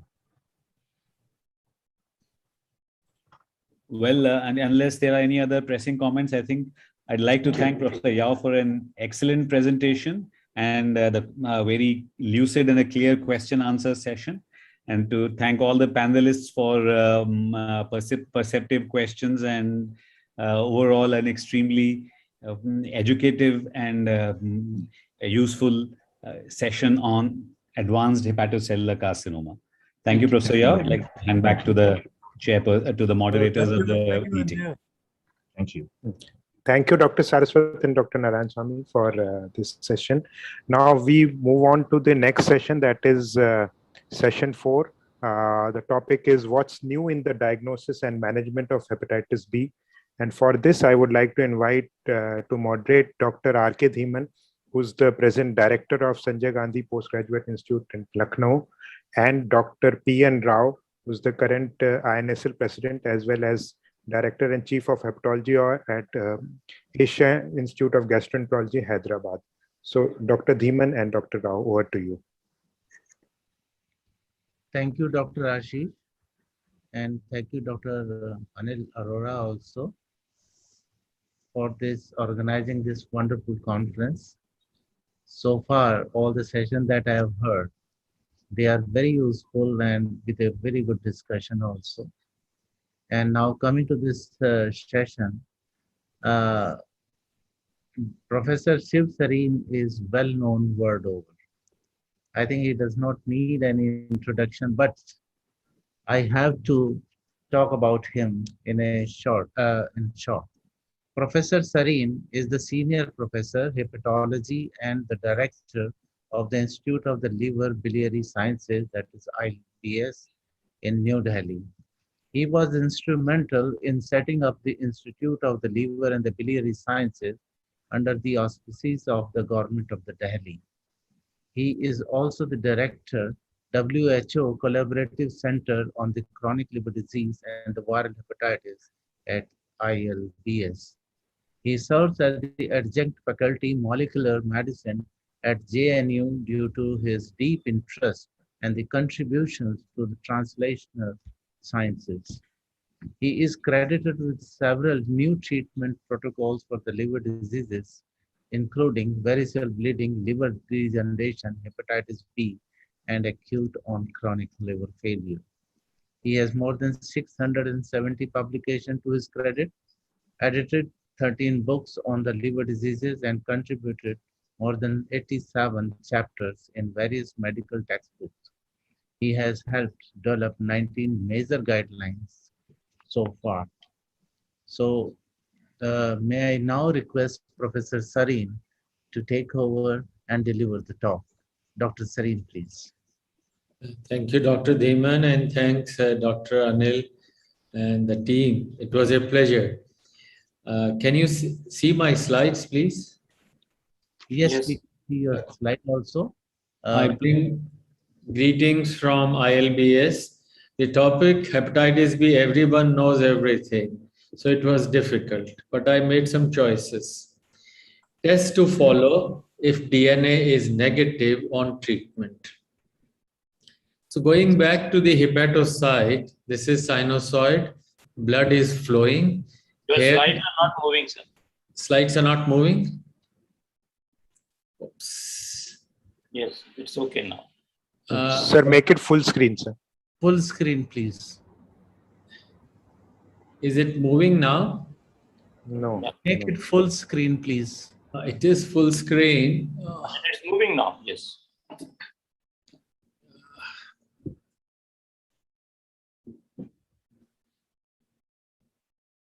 Is it moving? And next, karo. No? No. I think you will unshare and then share again. Stop sharing and come back again.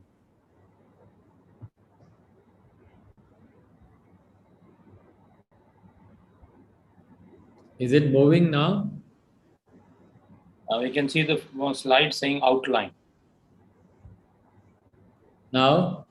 No. No? Yes. All right. Yes.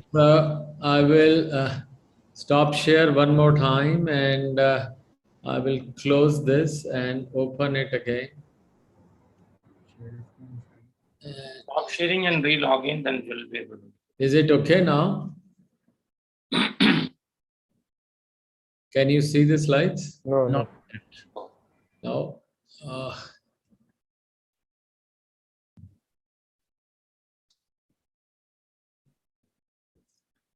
My apologies for this.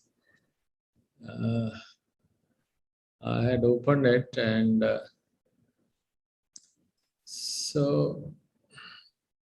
Dr. Sareen, first is the share screen. When you see the screen, then again click on the share.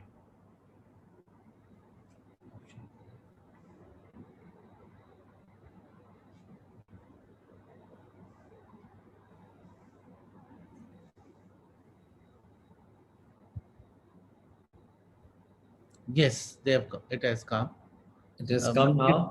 Yes, it is there. Now make it a full. It is full screen. Slideshow, please. Yes. Now it's okay. Yeah. Sorry for taking time. I will cover up fast.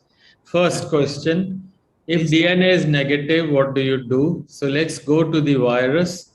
Here is the nucleus, the hepatocyte. When you have the virus coming in, you have cccDNA, the large and small, and all these 5 RNAs. Now just see that pre-genomic RNA makes directly HbA(Cg), which has the DNA. But also you have several pre-core and core proteins which will go out, several surface antigen particles which will go out. And remember, this is very vital, HbA(Cg) subviral particles. These subviral particles move into the cytoplasm. These are very important new areas. We'll come to it in a while. Now you have a patient who is E positive, immune tolerant kind. You will see the HBV DNA, quantitative HbA(Cg), HBV RNA, all of them and core-related antigen are high. As they go down, everything goes down. But remember, quantitative HbA(Cg) is very rarely goes down, even in what you call as chronic carrier and now called as E- chronic B. Even after seroclearance, remember that seroclearance is not seroconversion. You still have all these viral particles present. Hence, HBV is a very difficult disease, and we need to use all these 4 markers. Let's look at on therapy. At baseline, you have a high DNA, you have a high RNA, and you have a high core-related antigen. You have given therapy at 48 weeks, there is no DNA. 96 weeks, no DNA. But you still have a lot of HBV, RNA, and core-related antigen. It's not easy to do them. So what should we do? We need to go back to simple quantitative HbA(Cg). When there is no DNA, still do quantitative HbA(Cg). So first new message, every patient who is DNA negative is followed by quantitative HbA(Cg). Second part is the role of fibro. LSM with normal ALT and abnormal ALT. Many times when the ALT is high, we forget it. We say, oh, his ALT is 85. The the fibroscan will not be normal. And this is the European guidelines. Above 12, we think it is stage 4 or cirrhosis. But even if the ALT is high, but less than 5 times, take up to 17.5. And for a normal, stage 2 fibrosis, where you think liver biopsy is needed, 6 to 9 and 9.4. So I would always recommend that even if ALT is high, do LSM. Second, stopping rules in E- chronic B. It's a hot topic for almost 12 years now. I'll just show you a case, 42 male, baseline. ALT was high, E-, DNA 10 log raised to 5, fibro 9.6 by F3. This is a real case.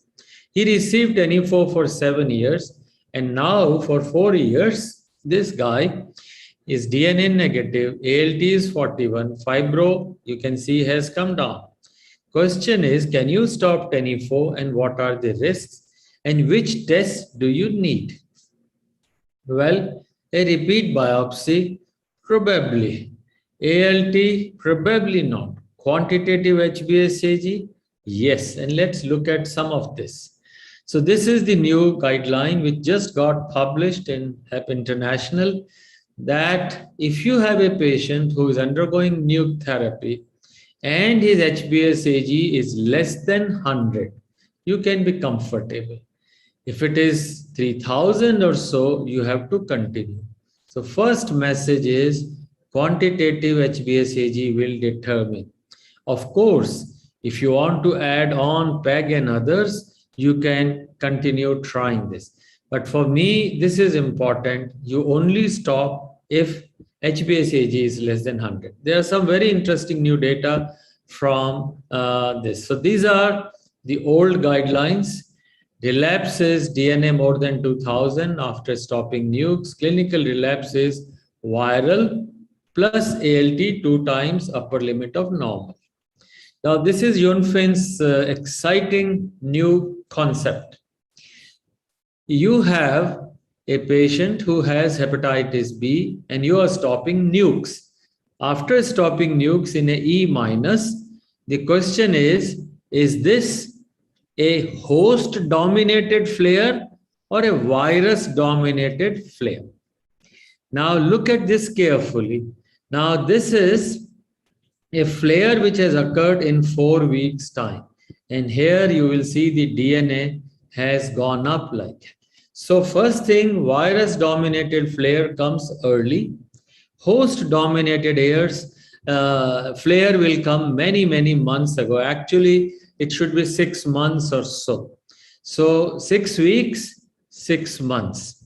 You have to differentiate a host versus virus dominating flare. How do you monitor after stopping E minus and nukes? So it will show you that if there is a clinical relapse, means ALT high, DNA high. In that particular case, you will start monitoring these patients. And how do you monitor them? This is the time in weeks. You will keep on monitoring every month, month and a half, or 3 months or so. If ALT is more than 2 times, if it is more than 5 times, weekly to bi-weekly, including bilirubin and iron. And what will you look for? Success of stopping means your quantitative HbA1c goes down. You will follow for 12 months. You will see that your patient's host dominated flare clears the virus, not viral dominated flare. So which patient has low risk of relapse? So if you want to stop, the guy wants to stop quant HbA1c less than 100. Consolidation period minimum 3 to 4 years means there is DNA is negative, ALT is normal. Lower DNA at beginning and no pre-core, sorry for error, or BCP mutations. Our patient sustained undetectable DNA on nukes, advanced fibrosis, can stop nukes, and quant HbA1c will guide us. Note down please your questions and we'll be there to answer with panelists. Third, people very often ask, sir, spontaneous HbA1c clearance is better than nukes. All right. So this is the interesting paper by Choi, which shows you that spontaneous HbA1c clearance will HCC be more or nuke-induced HbA1c clearance. Just to conclude, there is no difference. HbA1c, if you have a seroclearance in that, then there is no difference whether it is HbA1c due to nukes or it is due to spontaneous clearance. This is a very exciting paper by Anna, just shown few weeks ago. You have an analytical sample and you have baseline cirrhosis versus no baseline cirrhosis. And here you will see that development of HCC is almost 1 in 7, while in others it is much less. So baseline cirrhosis remains a major challenge. And most of patients coming to us do have advanced fibrosis or cirrhosis. Now, these are two very important and often neglected risk of HCC on therapy. There are 2 types of factors, virus or non-virus related factors.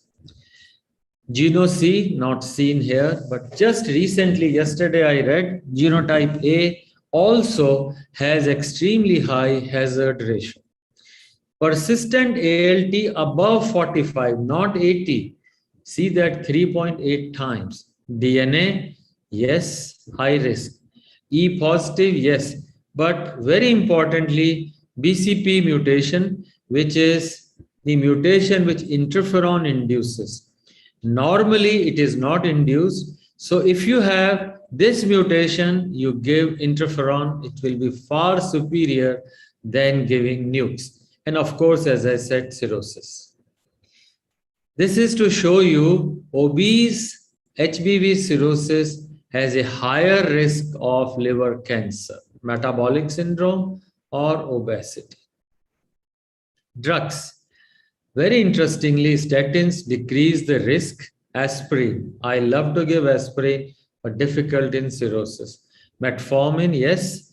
thiazolidine drugs, insulin increases. So please try to convert all your patients, diabetics, on insulin to other kinds of drugs, not even sulfonyl, metformin, and other new drugs. Now, this was pre-therapy. Now, let us see, one more point in treatment naive. Now, what is the role of fibrosis? I'll come, and then on antivirals. We have several scores, Reach B, Page B. I'll come to it in a minute, but let's see about fibrosis. So this study from Korea compared to low liver fibrosis, LSM, you will see that those who have about 23, the chance of developing cirrhosis or cancers is several-fold high, almost 20 times higher. So if you have a Hep B with a high LSM, be careful. Hepatitis C, it is 25, B is 23. This data subsequently confirms it. If the LSM is 21 to 30, then the risk in 3 or 5 years is 10% to 12% or so. So remember, stiffness matters. Now, this is to show you that if the stiffness is above 13, even then the risk is much higher. So I think we have to remember all these data to say that stiffness, especially above 13 and more so above 20, is worrisome. Now let's look at the risk scores when the person is already on nuke therapy. And this is to show you that 3-year risk is 3%, 6%, and 10%. 10-year, 10% risk of HCC. Now, which of these scores are better? So the Reach B score is all these scores. Firstly, if they are low, they are predictive of no HCC. But if they are high, sensitivity and specificity is 70 to 80% or so. Most popular now are Page B and M Reach B. And these scores are simple: age, sex, ALT, E antigen, or LSM. This has LSM. While Page B is so simple: platelet, age, gender, and yes, hepatitis B. There are several other new scores. I don't have the time, but this CAMD score, which has just come, uses no hepatitis B markers, but uses cirrhosis, age, male, and diabetes. What I want to just emphasize is we often forget. So just remember, on therapy, please look for HCC scores on your card. Now, the incidence of HCC according to Page B, platelet, age, gender in Hep B. And here you can see that if the score is more than 18, you have a high risk of HCC. You can use any score, they are pretty close to each other. Now, how do you also assess HCC on therapy? We generally use AFP and rising AFP. I have not shown you the very new guidelines that AFP above 5 is bad enough. All our centers are using 8 or 10, but new data says AFP 5. If it is 3 to 6, start worrying. Combination of 2 above 100 PIVCA, above 5 AFP, and you have a very high sensitivity and specificity. So don't use AFP alone, use in combination also. There has been huge debate by the companies whether tenofovir or entecavir. The bottom line is both are equal. Please raise your questions for this. The last part includes new therapies. So new therapies are new potent nucleoside analogs. They are coming in. We also have several drugs which are cccDNA inhibitors and immune modulators. I will not discuss any of these. I will only discuss later after giving you the concept of inhibiting HbA1c. So here, entry inhibitors, you have inhibitors of cccDNA, you have polymerase inhibitors, which we use every day, inhibitors of nucleocapsid assembly, and you have inhibitors of HBsAg release or HBsAg inside. Of course, you have immune modulators. I will discuss only this. To me, they appear to be the most exciting new drugs. So let me go back to one more time about the subviral particles and HBsAg. When the body makes, the liver makes one HBV DNA, full virus, 9,999 hollow HBsAg are released. And this is the amount produced inside the hepatocyte. And Dr. Mamoon, who is one of our panels in there, he was amongst the first to have initiated the NAP-related work. What are NAPs? NAPs bind viral proteins. These are amphipathic helical structures, and they have some hydrophobic interactions. And this is what it is like. Here is a hepatocyte.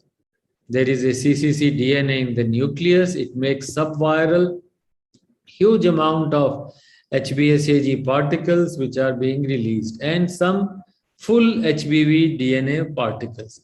Now, all these particles were circulating here, present in the cytoplasm.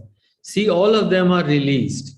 When you give drugs like NAPs, Rep2139 or other new drugs, there is an inhibition by NAPs of the subviral particle production, assembly, and if they are produced, they will all be mopped up. So what you see is if you have initially high HBsAg levels, within a period of 20 to 24 weeks, the HBsAg will start declining, and so will be HBV RNA and DNA. What is the advantage? When you have HBsAg, it is a decoy. All your CD8 T cells will be fighting with them. Very few are left to fight with them. If you remove all this HBsAg, your CD8s will fight with them. So the advantage is you remove HBsAg and you make your CD8s work on this.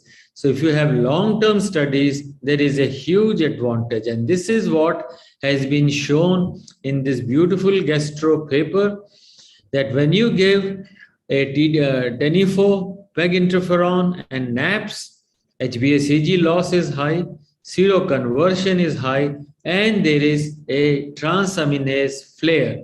And this flare is because CD8s are killing the cells. And finally, you achieve functional care. So I think tomorrow's new drugs would include, some of these patients had ALT levels going to 1400. If you see that paper. So it is converting a chronic B into an acute hepatitis B, and that is the way I think we can go forward. So this is my last slide. What we do, tests, if the DNA is negative, is quantitative HBsAg, follow it.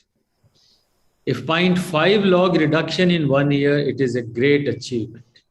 Core-related antigen can be another test available now.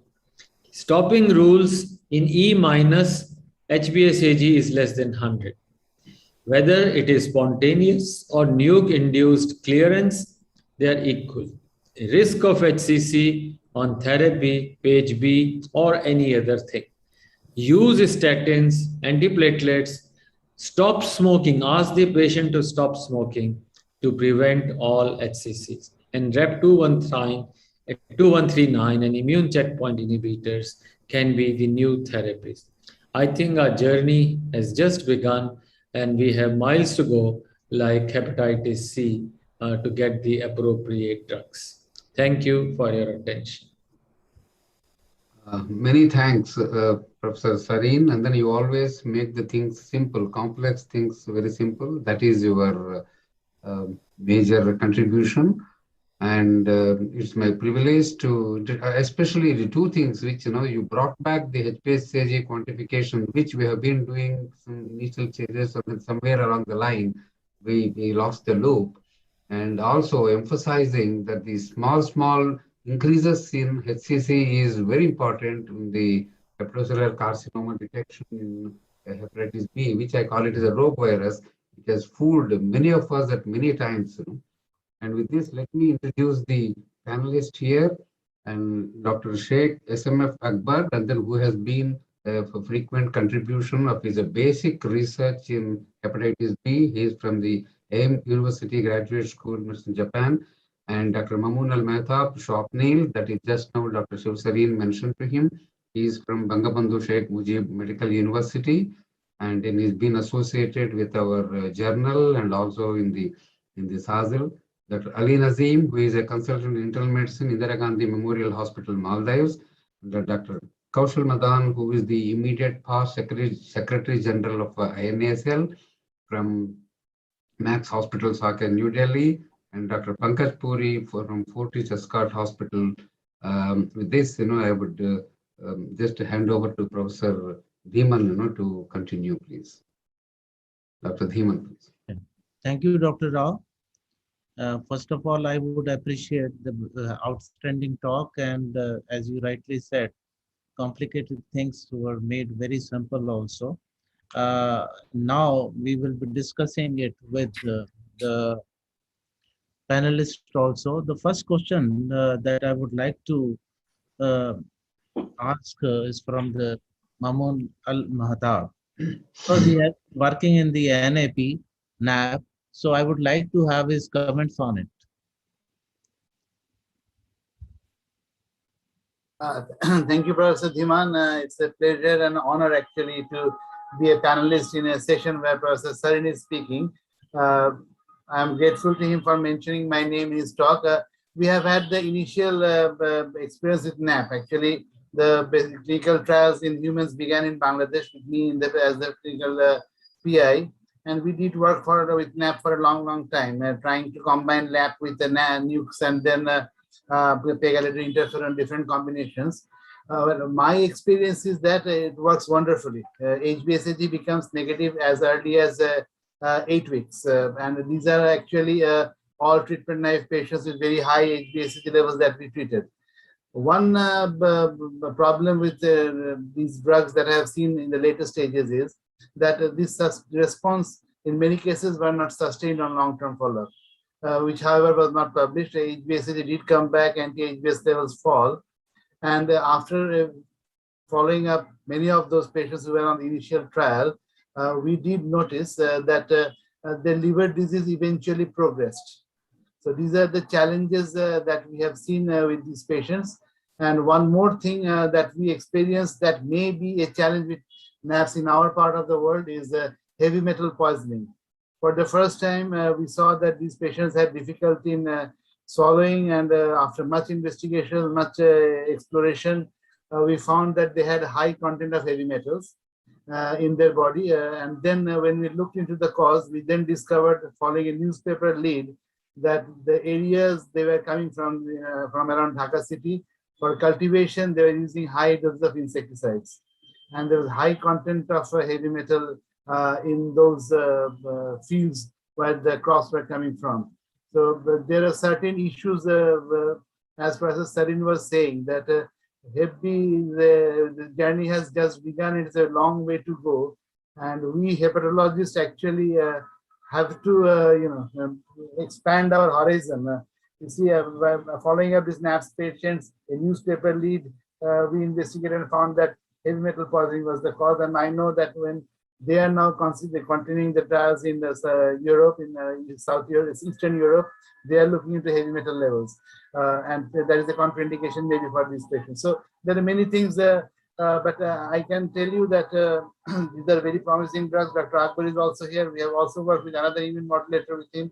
That is also a wonderful agent. But I can only say that whatever we are treating with today, maybe our residents or their residents, when they become professors, they will look at us and say that they were like today we think of lamivudine. They will think looking at us and think that we were playing with lamivudine. The drug, the spectrum of HBV treatment will be entirely transformed in the days to come. That is for sure. Thank you very much. Dr. Mamoon, you have told about the heavy metal, any heavy metal in particular you want to say? Or They had high content of lead in their body. And actually, I was also one of the volunteers because we were very surprised, to see. And actually, I also got investigated and found that even in my body, the heavy metal content is high. And that is a very common thing in citizens of Dhaka City and neighboring areas. Now we know that. Dr. Sareen, would you like to add some comments to the Dr. Mamoon's comment? Well, I think these were initial studies, but I had the privilege of having the direct talk with some of the original investigators now. Their only concern is that 2139 and the newer version of that, it's very good. The gastro paper has shown. I think in general, these are conceptually very good drugs, but large trials are required. To me, removal of HbA(ag), there were days when you would do plasmapheresis or something, or give anti-HbS to kind of absorb HbA(ag). So I think removal of HbA(ag) is the fundamental approach today, or its production can be decreased. So I think, yeah. Thank you so much. So now I come back to the, Dr. Sheikh Mohammed Fazle Akbar. Dr. Akbar, you are here? Yeah, I'm here. Okay. How are you? It's fine. Fine. Going on. I would like to have your comments, and particularly I would like to have the comments on the HB4 antigen actually. But what is the relationship with the cccDNA or its implications as far as the management of the hepatitis B is concerned, or maybe the occurrence or the recurrence of the hepatocellular carcinoma also. So this is the one, yeah, please go ahead. Okay, the problem is that we all know that cccDNA is a problem. But the thing is this, we found many people with the cccDNA without any kinds of liver damage. So whatever the things, whether HBs antigen, HBV DNA or other thing are there, important marker, the ultimate problem is whether it is the viral mediated host responses or the host mediated immune responses.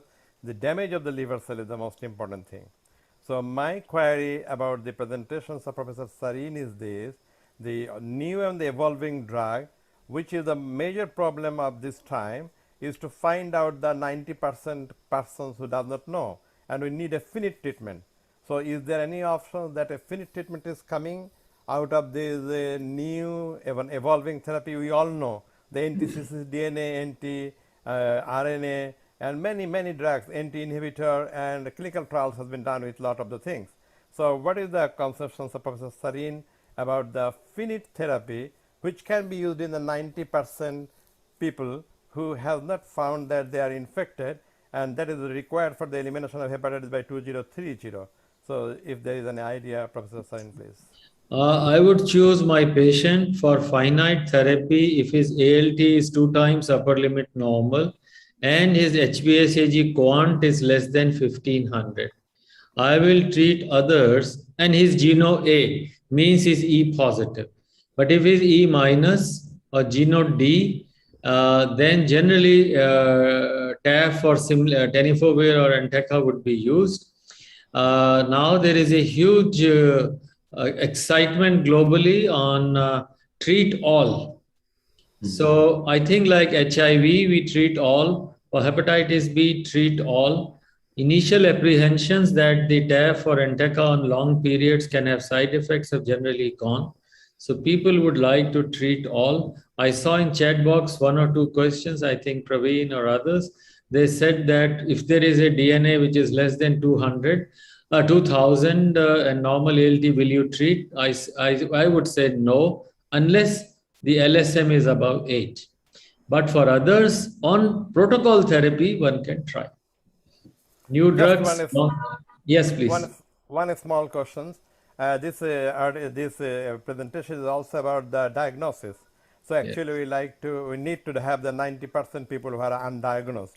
So in Africa and in some area, the new diagnostic different types of kits and spot diagnosis has. So will you give some idea about these things? Yes, it's a very good question.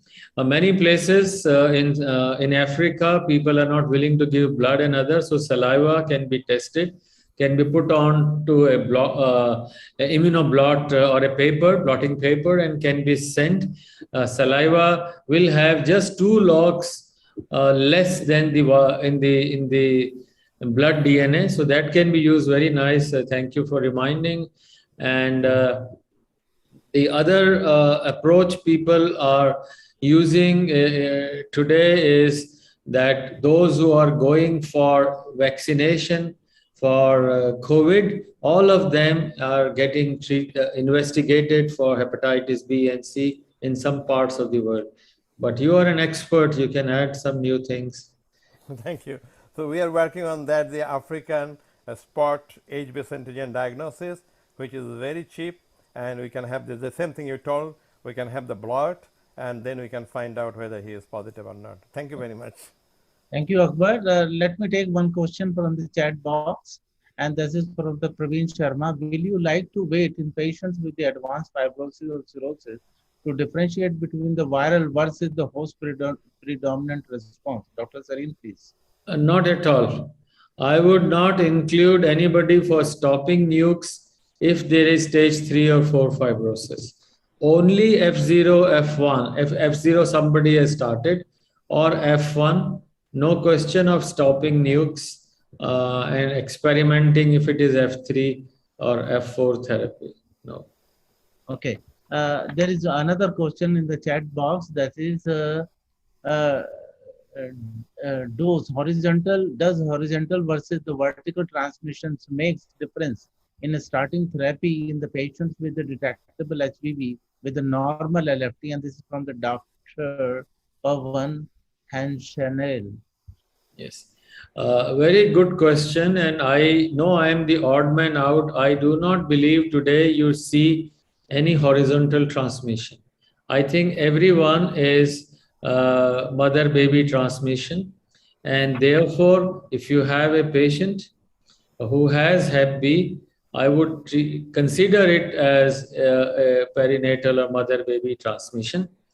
Yes, if it is a horizontal transmission, that is through vaccination, blood transfusion, chemotherapy, I would think it is a reactivation of a hidden virus.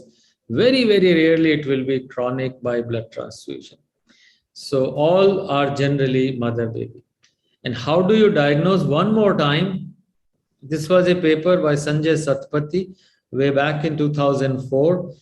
Patients, the children, their mothers were tested. 18% of the mothers were positive for HbA-CG, but about 70% were positive for anti-E, anti-core total, or anti-HbS. So we test all 4 markers in the mother or siblings.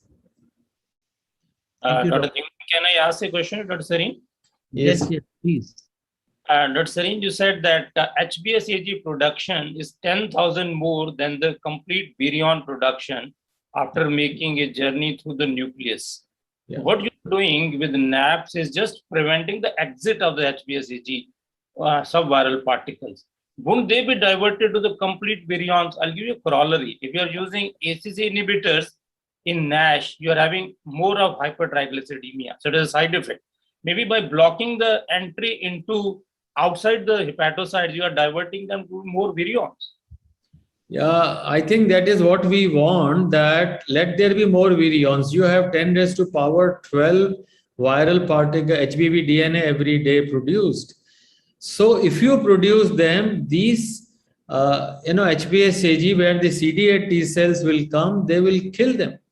So the amount of flares, every patient got flare. If you see that gastroenterology paper, the RAP is given and flare occurs. Flare means there is a T cell related injury. So you are right, you can increase lipids, but fundamentally you remove HbA-CG, whatever mechanism. Okay, thank you, Dr. Sareen. So I now move to Dr. Ali Nazreen. Is he here, Dr. Ali? Yeah, yes, sir. Yeah. Yeah. Thank you so much. Thank you for the very enlightening lecture.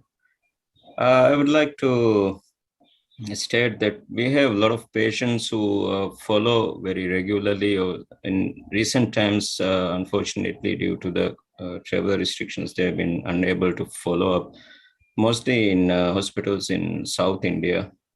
So a lot of patients coming and meeting us now with interrupted treatment and different spectrums of hepatitis B markers and all this. So it's a kind of a challenge. I'm glad that some amount of answers have come out from this enlightening lecture from Professor Sarin.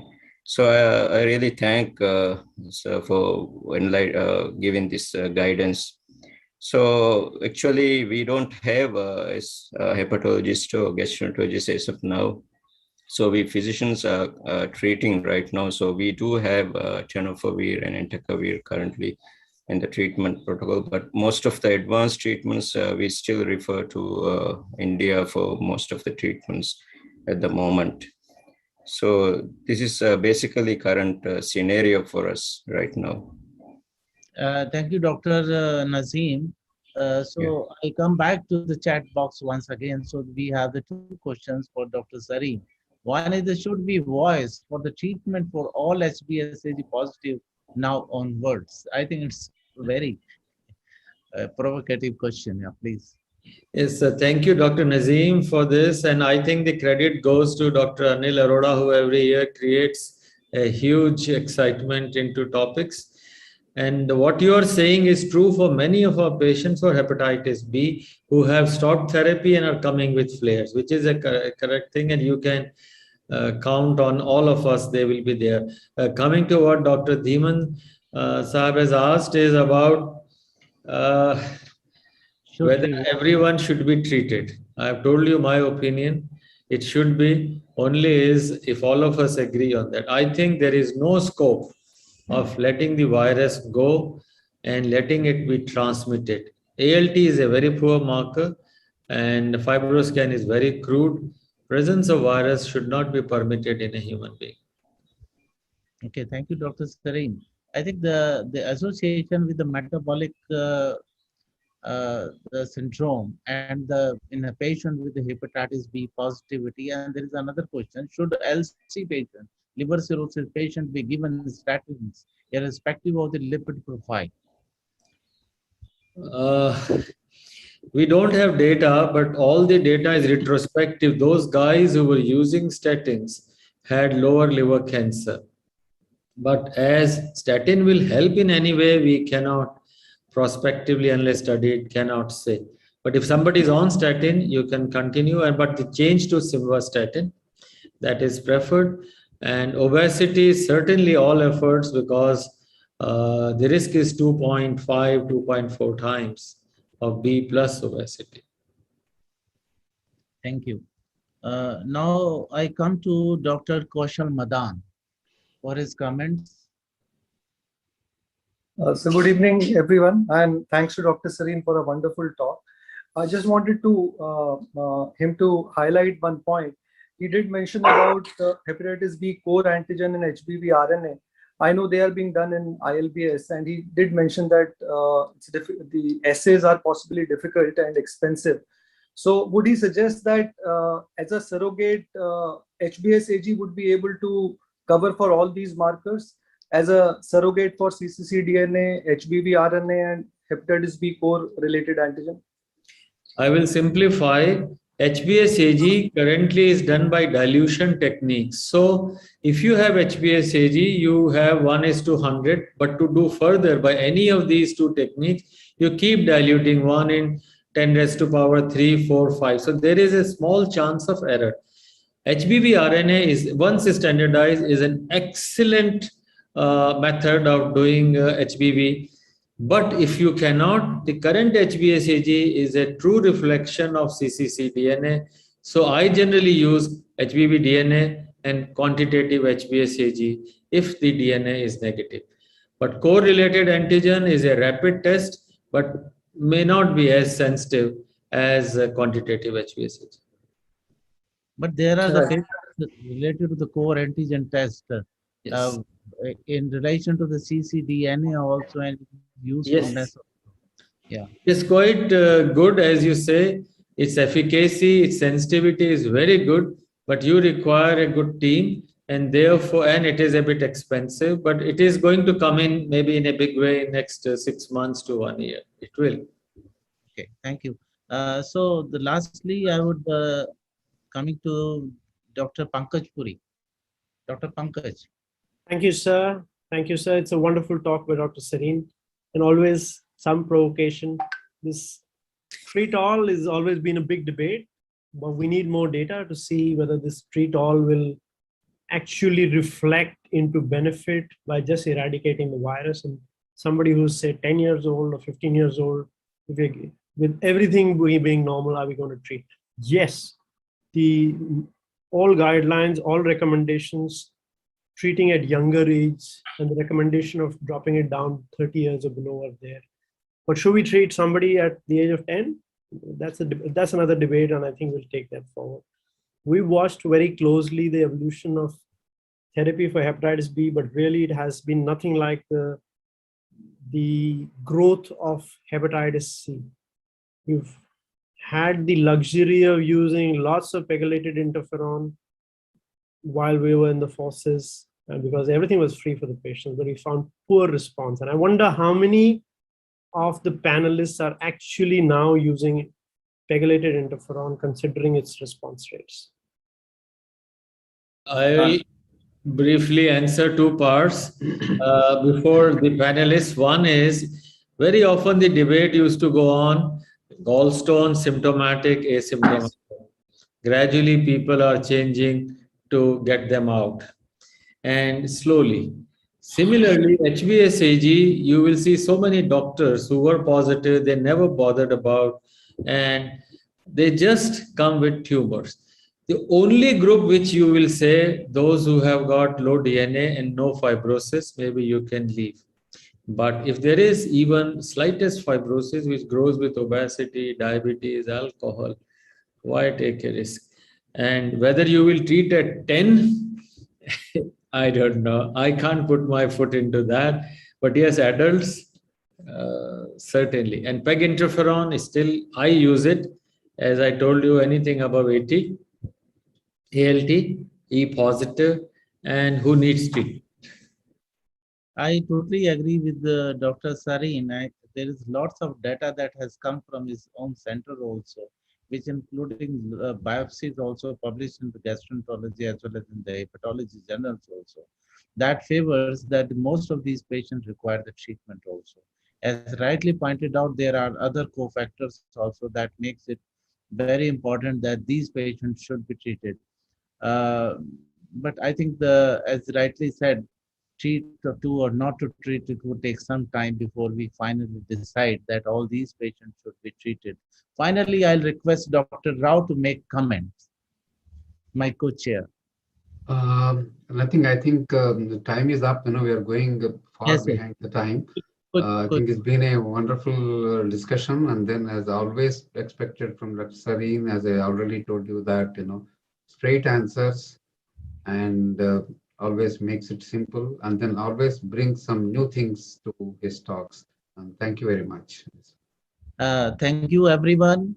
Thank you, Dr. Sareen, for the wonderful talk and the discussion thereafter also. And I also thank all the panelists also, and my co-moderator, Professor P.N. Rao. Thank you very much. Now we close the session, and over to Dr. Ashish. Thank you, Dr. Dhiman. Thank you, Dr. Rao, for moderating the session and this exciting discussion. Now we move on to the last session of the day, which is on newer therapies for severe alcoholic hepatitis. And for this, I would like to invite the moderators, Dr. Sandeep Sidhu and Dr. Dharmesh Kapoor. Dr. Sandeep Sidhu is Professor of Gastroenterology at Dayanand Medical College, Ludhiana. And Dr. Dharmesh Kapoor is a consultant hepatologist at Yashoda Hospital, Hyderabad. So over to you, Dr. Sidhu and Dr. Dharmesh.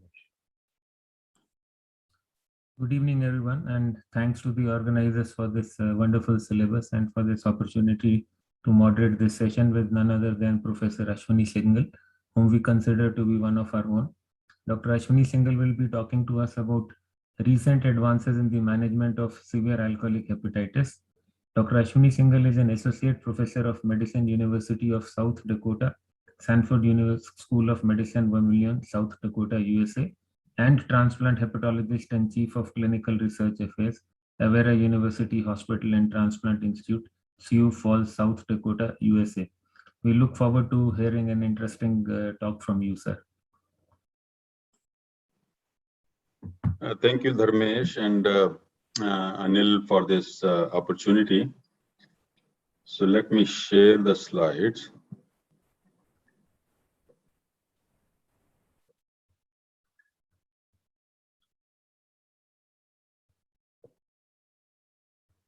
Okay, can you see the slides, please? Yes, we can. Yes. If you could go full screen, please. Full screen. Okay. Well, thank you. And over the next 20 minutes, and none of these disclosures is related to the presentation. So we will talk about, I think, few minutes on recognizing that current treatment of alcoholic hepatitis, especially the severe kind, which is the focus today, is a suboptimal treatment we have today. And that makes the rationale for need of newer targets, and we'll go over some of the promising drugs which are there in the field. And finally, come back to the basic that the risk control and alcohol use disorder not only is important, but is a pathology in itself in these patients. So they should have a kind of multidisciplinary approach in managing these advanced liver disease patients.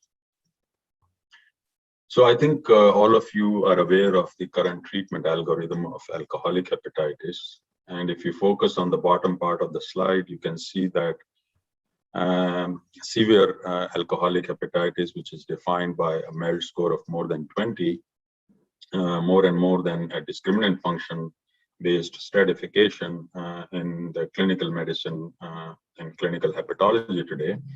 The treatments are very limited, is either corticosteroids in eligible patients and or liver transplant early on in eligible patients. So the word eligible applicable to only the two therapies available today, you can make out the treatment is not very optimal for everybody in this field. And one of the areas in alcoholic hepatitis you can see on the bottom left is what is the moderate alcoholic hepatitis, a MELD score of less than 20. And currently we don't have any specific pharmacologic treatment. We generally support them and maybe nutrition and just supportive therapy for liver disease complications. And this is important because moderate alcoholic hepatitis over a short-term period of about 1 month still has about close to 10% mortality, which is significant for any disease. So other things which make the current treatment of corticosteroids as suboptimal treatment, not only eligibility is not by everybody, but also the response is only half of the time in those who are eligible for treatment. And then even those who respond, the treatment benefit is, as far as the patient survival is concerned, is limited to a month. And beyond that, it is not any beneficial effect of corticosteroids. So clearly a very, very suboptimal treatment. So the second treatment, which is raising enthusiasm in the last decade or so, which is early liver transplant. This is a meta-analysis. You can see about 17-fold improved survival in those who are eligible and receive early liver transplant for severe alcoholic hepatitis compared to who are not eligible for this therapy, with an acceptable risk of harmful use of alcohol over a 2-year period, about 14%. But I think the more important, I'm not going to talk much about liver transplant. The focus will be more on pharmacologic therapies in the field of severe alcoholic hepatitis. So before we talk about the phase 3 or phase 2 studies for severe or moderate alcoholic hepatitis, I put this slide on just to recapitulate the pathophysiology of alcoholic hepatitis as basis for the newer drugs or newer targets in this field. So apart from the hepatocyte injury through generation of reactive oxidant species through direct metabolism of alcohol in the hepatocyte and in the liver cells, there are some indirect effects. The predominant of one in my mind is the gut-liver axis, which I think plays a major role in alcohol-associated liver disease and alcoholic hepatitis. And that stimulates the macrophages through toll-like 4 receptors, chemokine and cytokine-mediated inflammatory response. And finally, these chemokines and inflammatory response through death of the cells. And they also cross-talk with the neutrophil recruitment, the hepatic stellate cells, which are activated, and also the liver sinusoidal epithelial or endothelial cells, which are activated. And that mediate fibrosis and portal hypertension through nitric oxide mediated mechanism. But more importantly is that patients developing hepatocyte, either death or apoptosis, release some of the DAMs or danger associated patterns, which in addition to PAMs, which are mediated through the gut-liver axis, they perpetuate the inflammatory cycle and leading to further inflammation and oxidative stress. And to any liver injury comes the hepatoprotective effect through gut, through the hepatocyte and other cytokine-mediated regeneration capability of the liver, and the balance between this ongoing inflammation and regeneration decides the fate of a given episode of alcoholic hepatitis in a given patient. So as you can see, the 3 boxes become more important is the gut-liver axis, the inflammation, oxidative stress, and the regeneration, where you can put the newer drugs into various baskets. So starting with the gut-liver axis, and I think this is a very provocative study early on this year from BCU, where the fecal microbiome transplant was not only shown to be safe in patients with moderate alcoholic hepatitis and alcohol-associated liver disease, but also clearly showing improved alpha diversity of the gut microbiome, which was expected. And this improved alpha diversity was associated with decrease in inflammatory cytokines, especially interleukin-6 and lipopolysaccharide binding protein. And this translated into a very important change in the gut-brain axis, which is alcohol craving by the patients and also their psychological profile. So clearly, for the first time, the fecal microbiome transplantation showed not only beneficial effect on the gut-liver axis, but also the gut-brain axis, which I think is important as a second pathology we will see during the presentation today.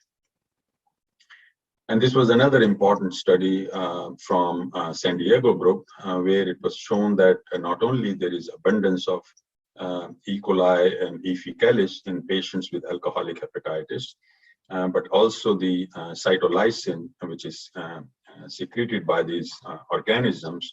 Importantly, the bacteriophage treatment of this cytolysine-producing E. fecalis attenuated liver injury in the mice, and this was translated in some of the samples from the patients.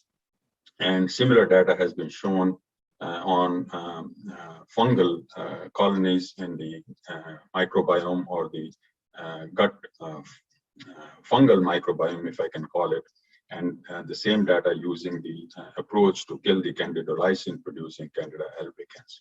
So there are more and more approaches coming, but still at a very experimental stage in hitting the gut microbiome directly through fecal microbiome transplantation or through bacteriophage treatment.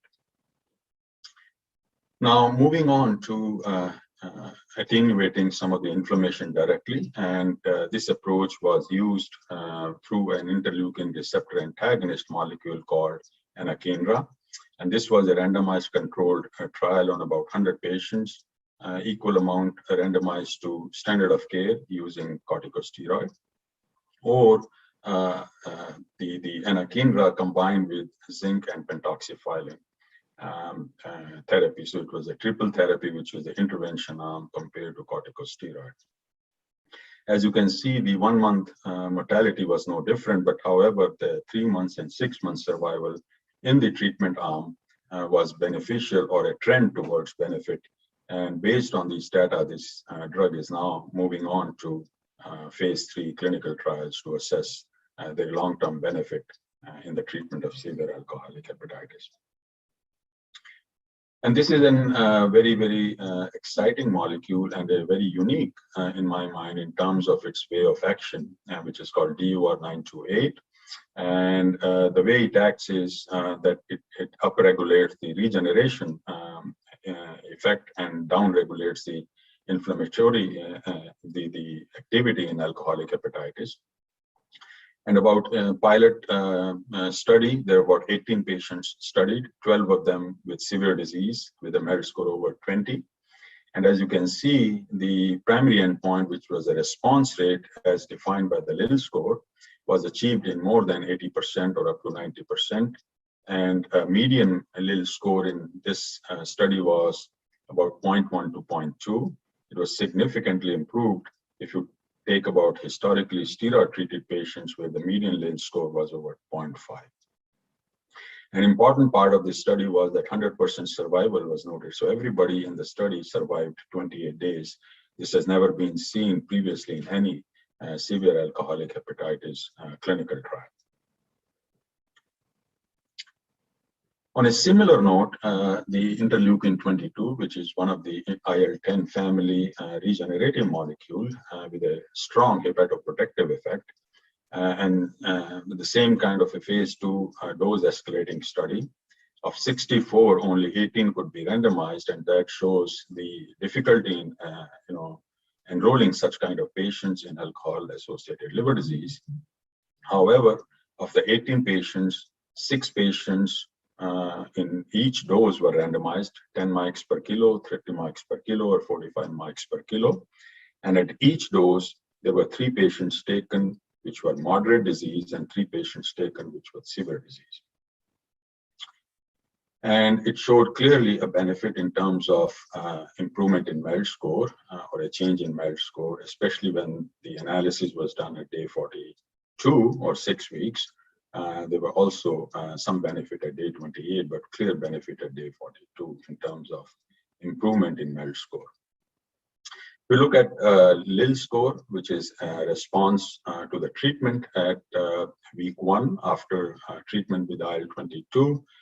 Similar to DR928, you can see over 80% response rate, which is clearly better than 56% in a historic steroid-treated patients, and very low no treatment patients, which is about 6% in a retrospective cohort and 12% in a prospective cohort, so clear benefit.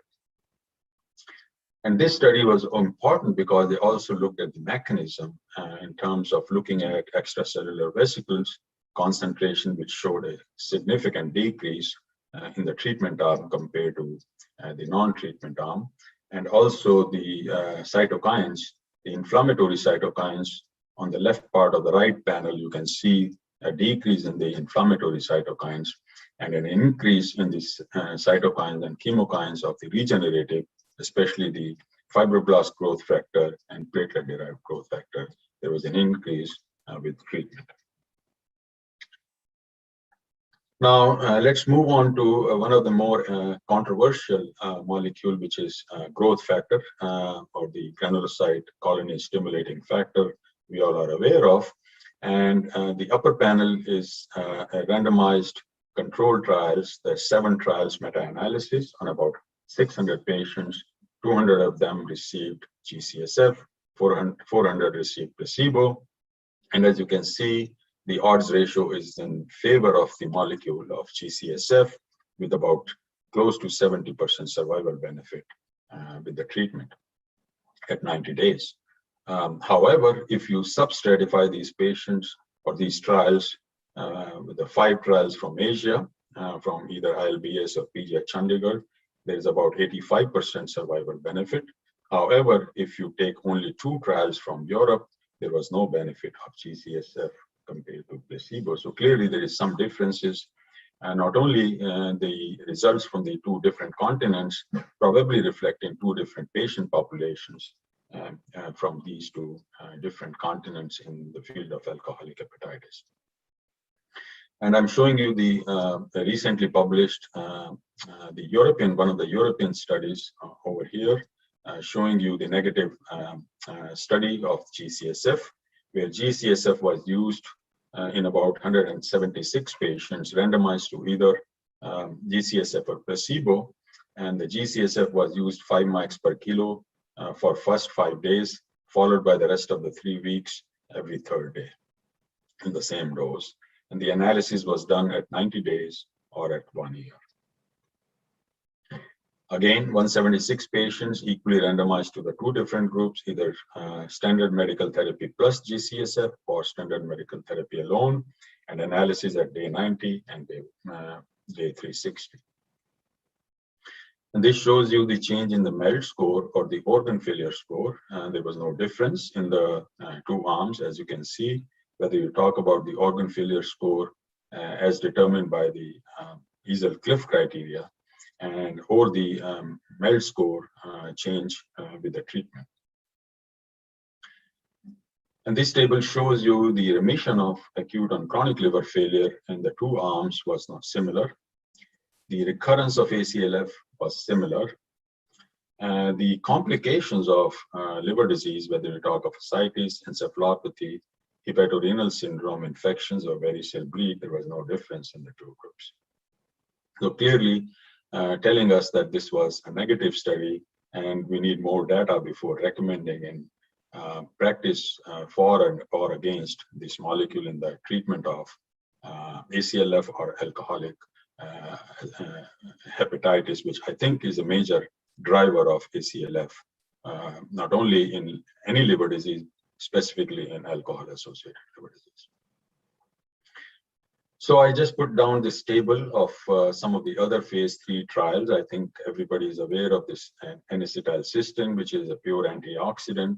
And this was in combination with prednisone in the treatment arm and prednisone alone in the control arm, where the IV NAC was used for first 5 days. And then in combination with prednisone, there was improvement at 1 month, but then later on, there was no benefit in terms of the survival of the patients. But this drug was peculiar that the HRS-related mortality, even at 6 months, was more beneficial in terms of the treatment arm compared to the control arm. The metadoxin, which is a unique molecule that not only it is an antioxidant, but also has some abstinence effect or decreasing the craving of drinking. And this was studied in an open label and also in a combined with prednisone or pentoxifyrin. Not a very large sample study, but it was in severe alcoholic hepatitis with discriminant function more than 32. There was improved survival shown with metadoxin when it was combined with either of the 2 drugs which were available at that time, either prednisone or pentoxifyrin. I think the more exciting combination will be with augmentin with prednisone, and I think the data of this are awaited from the Franco-Belgian group, which did the initial early liver transplant study from Phil Matherin's group, and the outcome will be studied at the 2 months period. And these are some of the phase 2 studies, not only through the gut-liver axis, which probiotics or rifaximin, but some of the inflammatory molecules or anti-inflammatory molecules like canakinumab and obeticholic acid, and I think an exciting molecule which is omega-5 fatty acid, which has been studied in ACLF, but also phase 2 study in alcoholic hepatitis. And one of the points I want to bring out to a busy table here, that learning from our initial experience in clinical trials in alcoholic hepatitis and recognizing that we cannot ignore moderate alcoholic hepatitis, these new trials, not only recruiting severe AH patients, but also those where the MELD score is below 20 in moderate alcoholic hepatitis. And one of the important developments in this field is also that liver injury keeps on going for up to at least 3 to 6 months from the alcohol effect. So the driver of primary outcomes should not be limited to 30 days, but also maybe 3 to 6 months from the time of recruitment of these patients into clinical trials. And this slide I put because it fits with this symposium put together by Anil, because we learned initially in the second session about newer drugs in the Nash world. And I think over the last 20 years or so, since Nash came into existence, more importantly in the field of liver disease, that we've recognized some of the similarities and some of the differences. I will not go over, we all know that, between these two diseases. But I think one of the things which we need to learn from the Nash world more is in the treatment of alcoholic hepatitis and alcohol-associated liver disease is the role of combination therapy. And I think one example clearly is the combination of steroid with an antibiotic, and the results are awaited. But I think this combination therapy is lagging behind in alcoholic hepatitis. And to me, it will make a good sense of combination therapy the way in the Nash world, the recognition has come of importance of combination therapy in the field. We are lagging behind in alcoholic hepatitis area, especially combining molecules which act through down-regulating inflammation, especially steroids or some of the other molecules, along with some of the hepatoprotective molecules, whether it is IL-22 or GCSF or obeticholic acid or even Diur-928, some of the molecules which have shown some exciting data. Now, changing not only gears, but also taking a step back, recognizing that control of the risk factor is the most important determinant in the long-term outcome of patients with alcohol-associated liver disease and alcoholic hepatitis. And Alex Louvet, in this nicely done study, in which they followed their survivors of alcoholic hepatitis patients over 5 years and showed that not only it is decreasing the alcohol intake, but also it is the total abstinence, which is important if you want to have the best outcome of these patients. Because even if you decrease your alcohol intake after recovery from alcoholic hepatitis to a moderate level, which is less than 30 grams per day, your risk of dying over 5 years is 2.3-fold. So abstinence should be the rule rather than cutting down in this advanced liver disease patients. And that brings us to the discussion on treating their alcohol use disorder, which is the second pathology in these patients, other than liver disease, which they already have. And there are more and more data now coming that concomitant treatment of their alcohol use disorder not only decreases the risk of new decompensation over follow-up in these patients, their risk of readmission is reduced, and this is associated with improved survival over time. And this has also been shown in some of the database studies where a discharge diagnosis of alcohol use disorder, which is a sine qua non of that addiction medicine, saw the patient during the admission for alcohol use or alcohol-associated liver disease, and that correlated with the reduced risk of 30-day readmission due to a liver-related event. However, the concomitant management of alcohol use disorder in these advanced patients is an exception rather than the rule, not only in the US, but all over the world.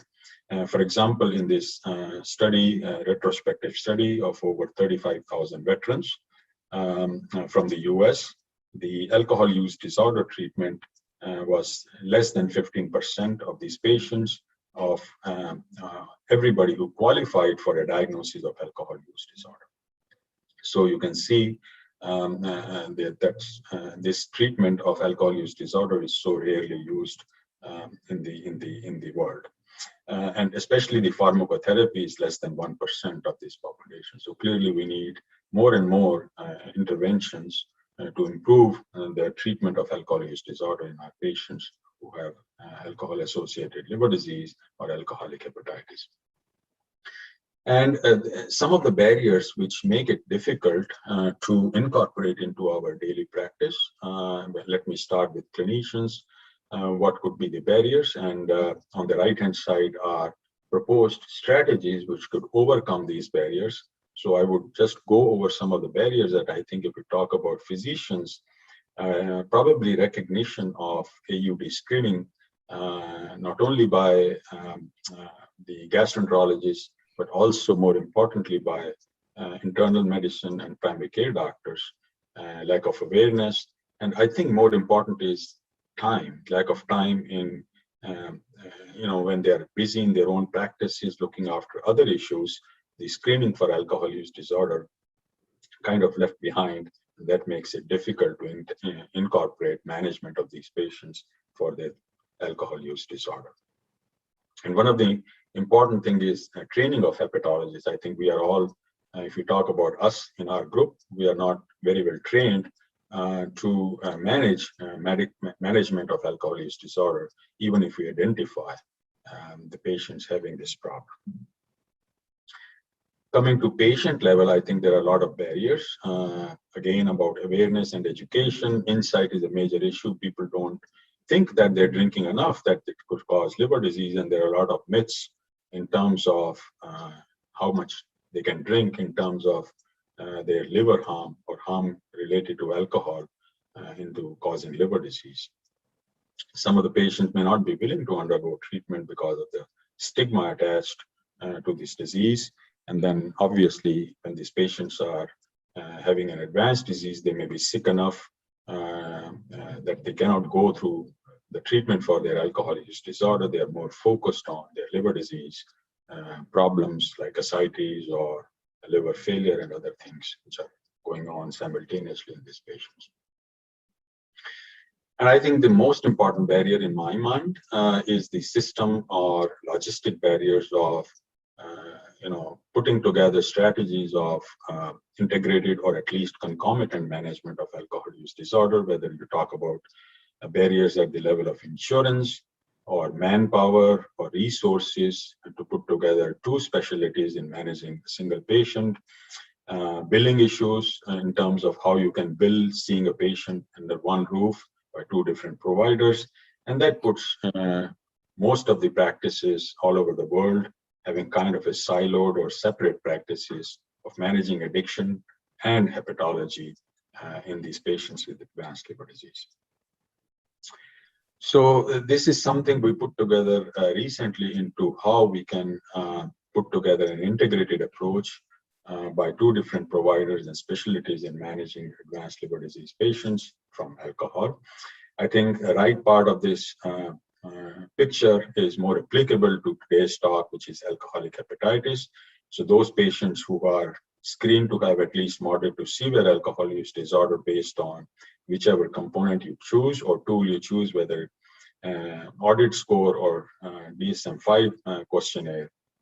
And once the patients have moderate to severe alcohol use disorder, they should be integrated with multidisciplinary team with addiction and personnel. And I think in my mind, there is always a two-way street rather than a one-way street, that from hepatology we go to addiction medicine. I think people who enroll who may not have an apparent liver disease, who come to an addiction medicine or to primary care doctors, and they should be screened for alcohol use. And if they have a harmful alcohol use or alcohol use disorder, they should not only be screened for liver disease, but also their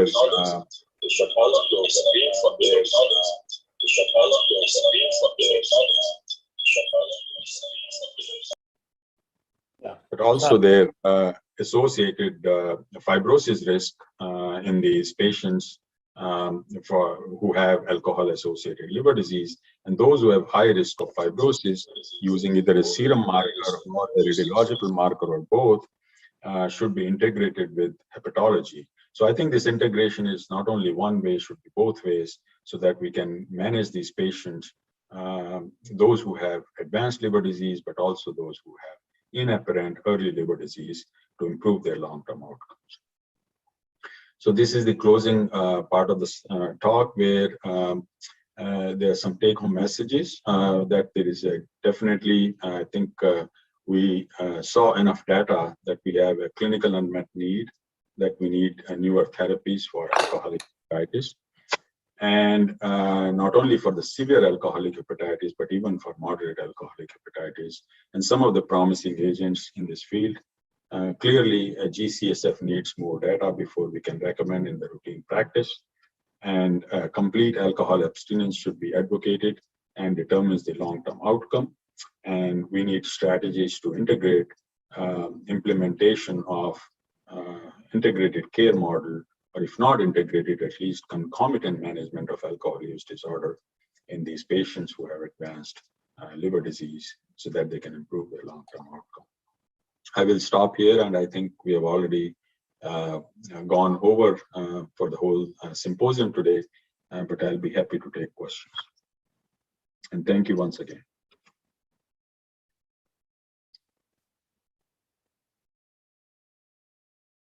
Can you stop sharing your screen, sir? Yeah, just a minute. Okay. Thank you, Dr. Singhal, for that wonderful overview. And I think this is a very hot topic in all parts of the world, and I'm sure it's going to invite a lot of comments and questions from the panelists. For starters, let me introduce the panelists that we have for this session. We have Dr. Lubna Kamani, who's an associate professor of GI at Aga Khan University Hospital. Dr. Neerav Goyal, who's a liver transplant surgeon at the Apollo Hospitals, New Delhi. Dr. Vivek Raj, who's the principal director and head of the department, Center for Gastroenterology, Hepatology and Endoscopy at Max Super Specialty Hospital, Saket. And Dr. Neeraj Saraf, who's the director and head of clinical and transplant hepatology, Medanta the Medicity. And Dr. Sanjeev Sehgal, who's the principal director and head hepatology and liver transplant medicine, Max Hospital, Saket. So I think we can start inviting comments from the panelists, and as we carry this discussion forward, ladies first, Dr. Lubna, your comments please on this talk, and if you have any pressing questions regarding the conversation we had. Yeah, can you unmute yourself? Yeah.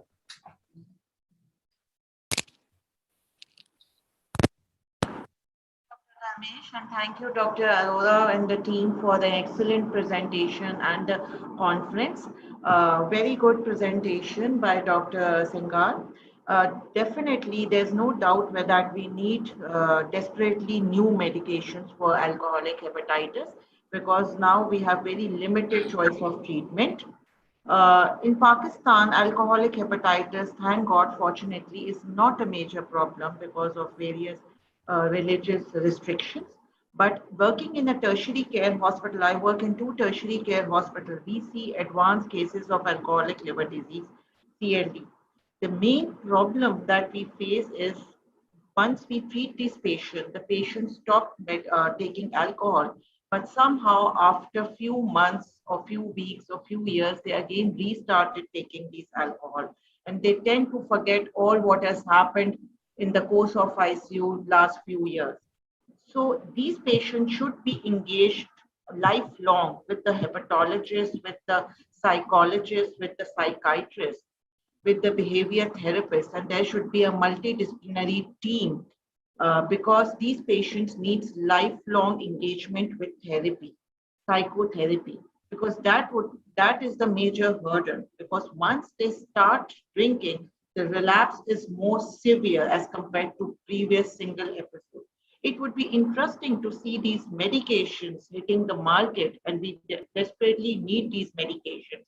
But still, these medications are in phase 2 and phase 3 trials. Very nice presentation once again.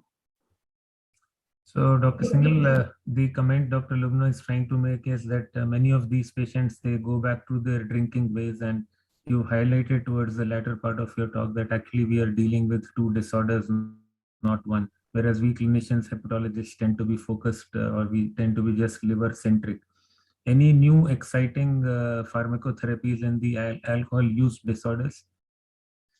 Yeah, I think I agree with everything Lubna said about the nature of this disorder of alcohol use. It's a relapsing disorder. Even if you talk to people who are experts in managing this disease, they also would say that the relapse rate is as high as 50 to 60%, even after going through a bad disease of decompensation and alcoholic hepatitis at 1 year after their enrollment, even after treatment. So the relapse rate is very high. Now, coming to, I didn't go over for the sake of time about the drugs in the management of alcohol use disorder. The acceptable treatments of the FDA-approved acamprosate, disulfiram, and naltrexone. Disulfiram is clearly contraindicated. Naltrexone is contraindicated in child B and C patients. Acamprosate can be used, but has acceptability issues because of the number of pills and the number of times you have to take it. So baclofen is something which is not FDA approved, but is shown to be safe in these patients. And gabapentin is another which is endorsed by actually APA or American Psychiatry Association, so can be used.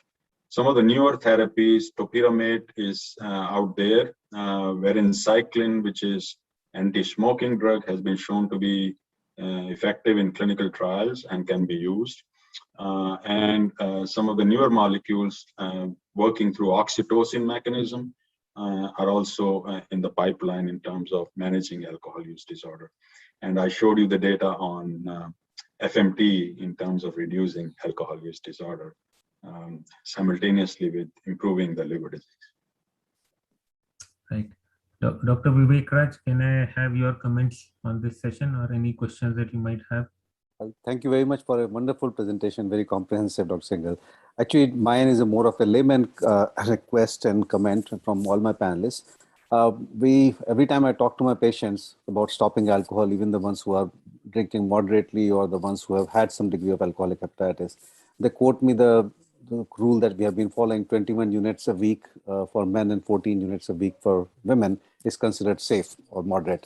My question to Dr. Singhal and to the audience is, and to the other panelists, is that in the Indian setting, my personal feeling is that it's still too high.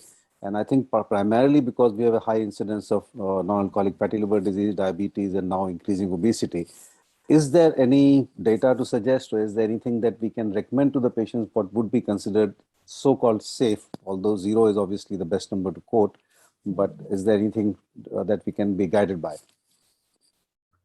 Yeah, that I think is an important question, and I don't think there is any data on safety of alcohol or modifying the safe alcohol use in obese patients. To my understanding, even if you look at the definition of safe alcohol use by NIH or NIAAA to talk of the US, this definition still stands as 14 and 21 drinks a week in females and males respectively. I completely agree with you that alcohol and BMI are interactive in terms of causing the liver disease. But when you talk about somebody who has had a liver disease, especially of the advanced kind, cutting down, as we've shown the data over long term, is still risky in terms of the survival benefit or survival outcome. So complete abstinence should be the rule rather than cutting it down. The only place where there could be a cutting down effect would be someone who has been transplanted for alcohol-associated liver disease, and you are managing their alcohol use disorder in the post-transplant setting. I think there is more and more acceptability in cutting it down to a more safer, the limits we just decided or defined. If you can go down to that number, and WHO has clearly defined on the outcomes if you're using, say, medications, for example, baclofen or gabapentin or whatever medication you choose, that you should go down by at least 2 risk reductions. So there are levels of alcohol use they have defined based on the amount of alcohol. So if you reduce it by 2 or more levels, I think there are a total of 5 levels. That's called, counted as a success in treating alcohol use disorder. In the liver setting would be only applicable to post-transplant, but not to the pre-transplant. Thank you. So I think the other panelists are all people who are engaged in active transplant programs. Let's start with Dr. Nirav. Dr. Nirav, your comments on taking up patients for early transplant when they have got severe ALCAP and they are not responding to medical treatment. Is Dr. Nirav there? Seems to be missing. I think. All right, Dr. Neeraj, can I have you take that question, please? Yeah, thank you. Excellent talk, Dr. Singhal. So, you've talked of many new drugs in the pipeline, FMT, interleukin-1, IL-22. And I think the obituary for GCSF has been written now with the multi-center European trial really showing no benefit. So we really have nothing to fall back on, except corticosteroids and liver transplant as of today. And so that, to what Dr. Dharmesh has asked. So yes, I think liver transplant for severe alcoholic hepatitis is definitely something which is here to stay until we have, better medical management. And I think we all have gained experience in the last few years of performing transplants in these patients with reasonable success. Of course, the ideal would be that you treat them with corticosteroids like the earlier papers, and if they are steroid failures, then you go for transplant. But that's not always possible. It would be that you treat them with corticosteroids like the earlier papers, and if they are steroid failures, then you go for transplant. But that's not always possible. It would be that you treat them with corticosteroids like the earlier papers, and if they are steroid failures, then you go for transplant. But that's not always possible. It would be that you treat them with corticosteroids like. Yeah, so sorry, Neeraj, for the technical glitch. Yeah, continue. Yeah, so your comments, Dr. Singhal, on, I think we still have corticosteroids and transplant only. That's it. Yeah, I mean, as we saw in the beginning of the, the presentation, that those are the only two, at least endorsed by guidelines, whether you talk about ACG, ASLD, or EASL, the two approved therapies for either steroid and steroid non-responders who continue to deteriorate liver transplant. But I think you made the point already that although liver transplant is the steroid and steroid non-responders, although liver transplant is unacceptable for non-responders, but if you talk of the whole pool of alcoholic hepatitis, that treatment is applicable to maybe just 2% of the population, because the criteria for selection or eligibility are so rigorous. You have to have an excellent psychosocial support, which all these patients cannot or don't afford to have. So I think if you take the 100 patients who fall into that category, only 2 or 3 would ultimately fall into the basket of, maybe with more and more awareness and exception pathways for transplant, maybe 5 to 10% is the max you can take these patients.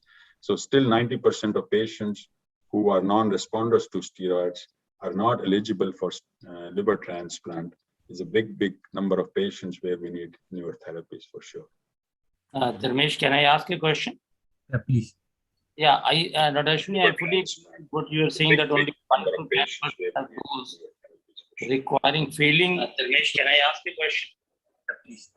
Yeah, Dr. Sidhu, you would have to unmute yourself, sir, because you've got 2 systems on. It is echoing. Can I ask a question?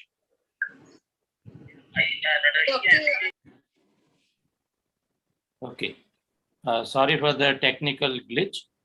My question is, Dr. Ashwini, sir, all those, at least in India, who fail to respond to steroid, which they are likely to do so because of the limited efficacy of the steroids, are offered transplantation. I'd like to know from Neeraj and Sanjeev, how strictly, how frequently do they follow the New York criteria for selection, as mentioned by Dr. Ashwini, in terms of the first attack of alcoholic hepatitis, in terms of an excellent support? What I presume as a hepatologist is either steroids or transplantation. I don't think we follow any criteria after steroid fail. May I interject? Yeah. You see, one important thing that came up in an NIA meeting last year was that they have issued some futility rules for treating severe alcoholic hepatitis. And precisely, they have said that if you have a MELD score of more than 35, then you have an 80% mortality in 90 days. Now, unfortunately, in our country, all the patients have a MELD score around this. So the Western medicine trials of steroids or be it any other trials, unfortunately, do not are virtually not meant for our population at all. So I think we have to generate our own data as which drugs are useful for us, which are unsafe for us. And it is clear that we are, as a population, unsafe for steroids. And the reason for that is probably given in the fact that all our patients are suffering from severe sarcopenia, which makes them very prone for infections.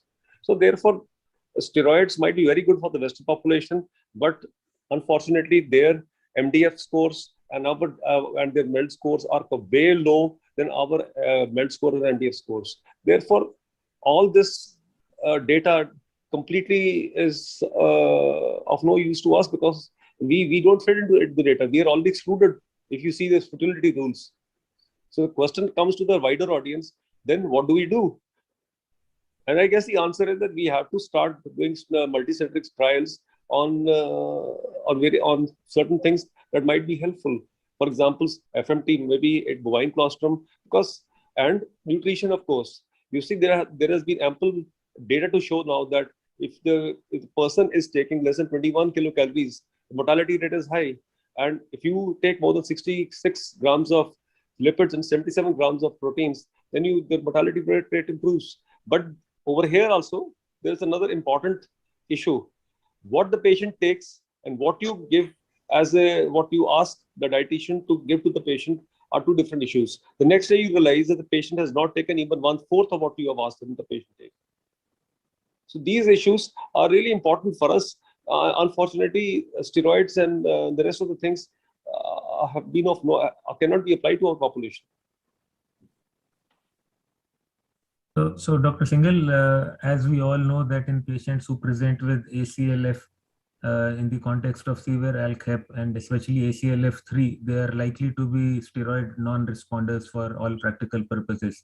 So should we pass this message that probably this is a cohort which should not even be treated with steroids? Because even in the earlier Philip M. Mathurin's paper, the number of patients with invasive fungal infection, especially invasive aspergillus, was extraordinarily high. 5 out of 26 patients, if my memory serves me well. So in our country, that's going to be a real challenge in the post-operative period. So if we are indeed going to offer them transplant, should we have tried steroids at all? I would say that probably the people who have not been subjected to steroids might form the best cohort for considering for transplant. Yeah. I mean, if you apply the standard eligibility criteria, and I agree, if somebody has cardiopulmonary failure and GI bleeding or active infection, those are clearly no's for even trying corticosteroid, but because those are not eligible patients for corticosteroid therapy. Now, if you focus mainly patients who don't have these complications, there will be large group, and as Sandeep pointed out on. Based on the MELD score in terms of futility of corticosteroid, we looked at because we have a lower limit of when to use steroid in severe alcoholic hepatitis patients, over 20, but I don't think there is an upper limit of where we can show the futility. So about 3,000 patients, the paper came recently last month in Journal of Hepatology, about 3,000 patients retrospectively were studied.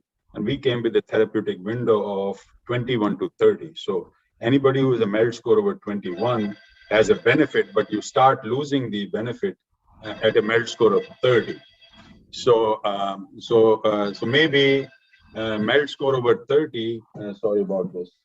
Somebody's at the gate. So MELD score over 30.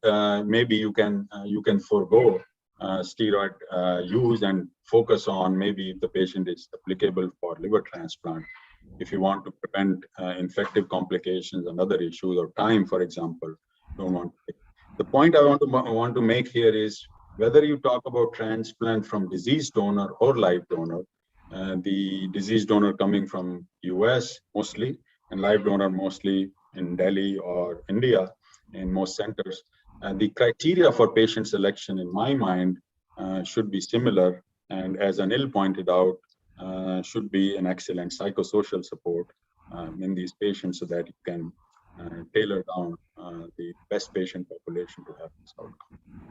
In terms of utility of medical care itself, I think there is a group of patients who, whether are steroid eligible or steroid non-responder, so ineligible patients or steroid non-responder patients, if they are not a transplant candidate also, but if they are having multiple organ failure, especially in ICU, you may start talking to them early on, maybe in a week or 10 days from their presentation. And if they're not improving, start talking to them with goals of care or something, because we have all seen and experienced these patients may linger on for weeks to months without any survival benefit at 3 months. They may have over 95% mortality.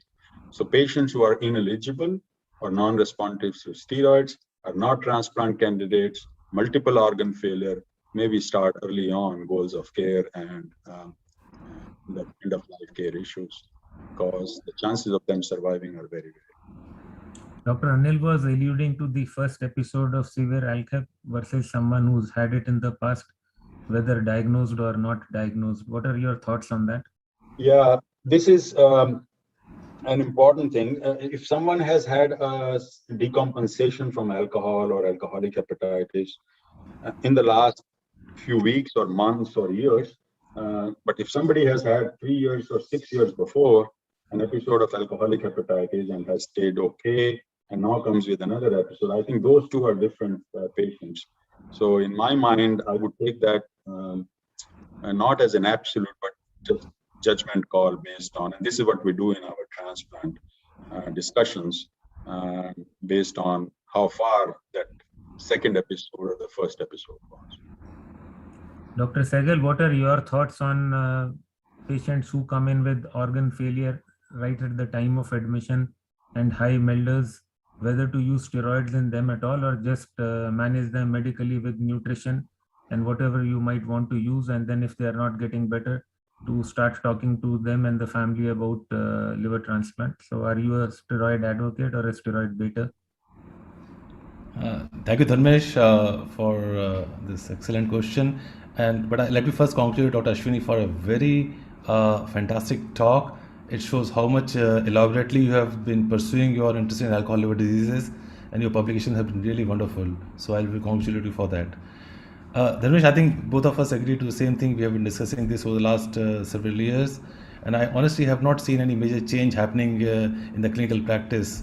There may be huge publications, but let me honestly tell you that practice has not changed over the last maybe a decade even for that matter. We still have the same feeling. If somebody comes to me with multi-organ failure, has evidence of sepsis, is not doing well, I would be very hesitant giving steroids. In fact, my patients who actually end up having steroids, that is now coming down more and more to a very small category.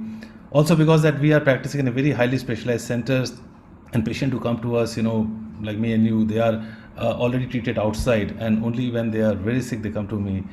So to answer your question, no, if somebody has multi-organ failure, has got sepsis, ascites, GI bleed, renal dysfunction, I will not really jump onto steroids. I have seen them actually worsening more often, which is one very. But I agree that, as Dr. Ashwini is telling, a very minuscule percent of patients overall end up having transplantation because of affordability, donor money, and so on. So we cannot just simply jump onto the transplant story. That should not be the thing right now. I think we need to take a change in gear. We have to understand that no, transplant is not the answer because it has a lot of limitations and it is not something which is accessible to all. So combination of therapies, the newer molecules, I think something like that has to come up in picture. And till that time, we have to be supportive in our treatment. And of course, in our practice, when I see a patient like that in ICU, we simultaneously start, like priming the family that there would be need of transplantation after thorough assessment and, family patient counseling, and which is something which we follow. And of course, I will tell you that sicker patients we are doing these days, they are actually, with the large experience which the team is developing, the surgical experience which has also increased. Actually, we are getting good results in even those who are very sick.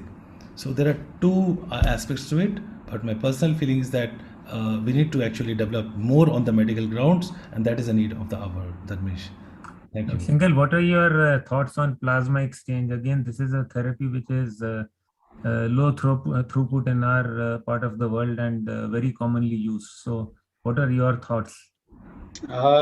You asking me? Yep. Okay.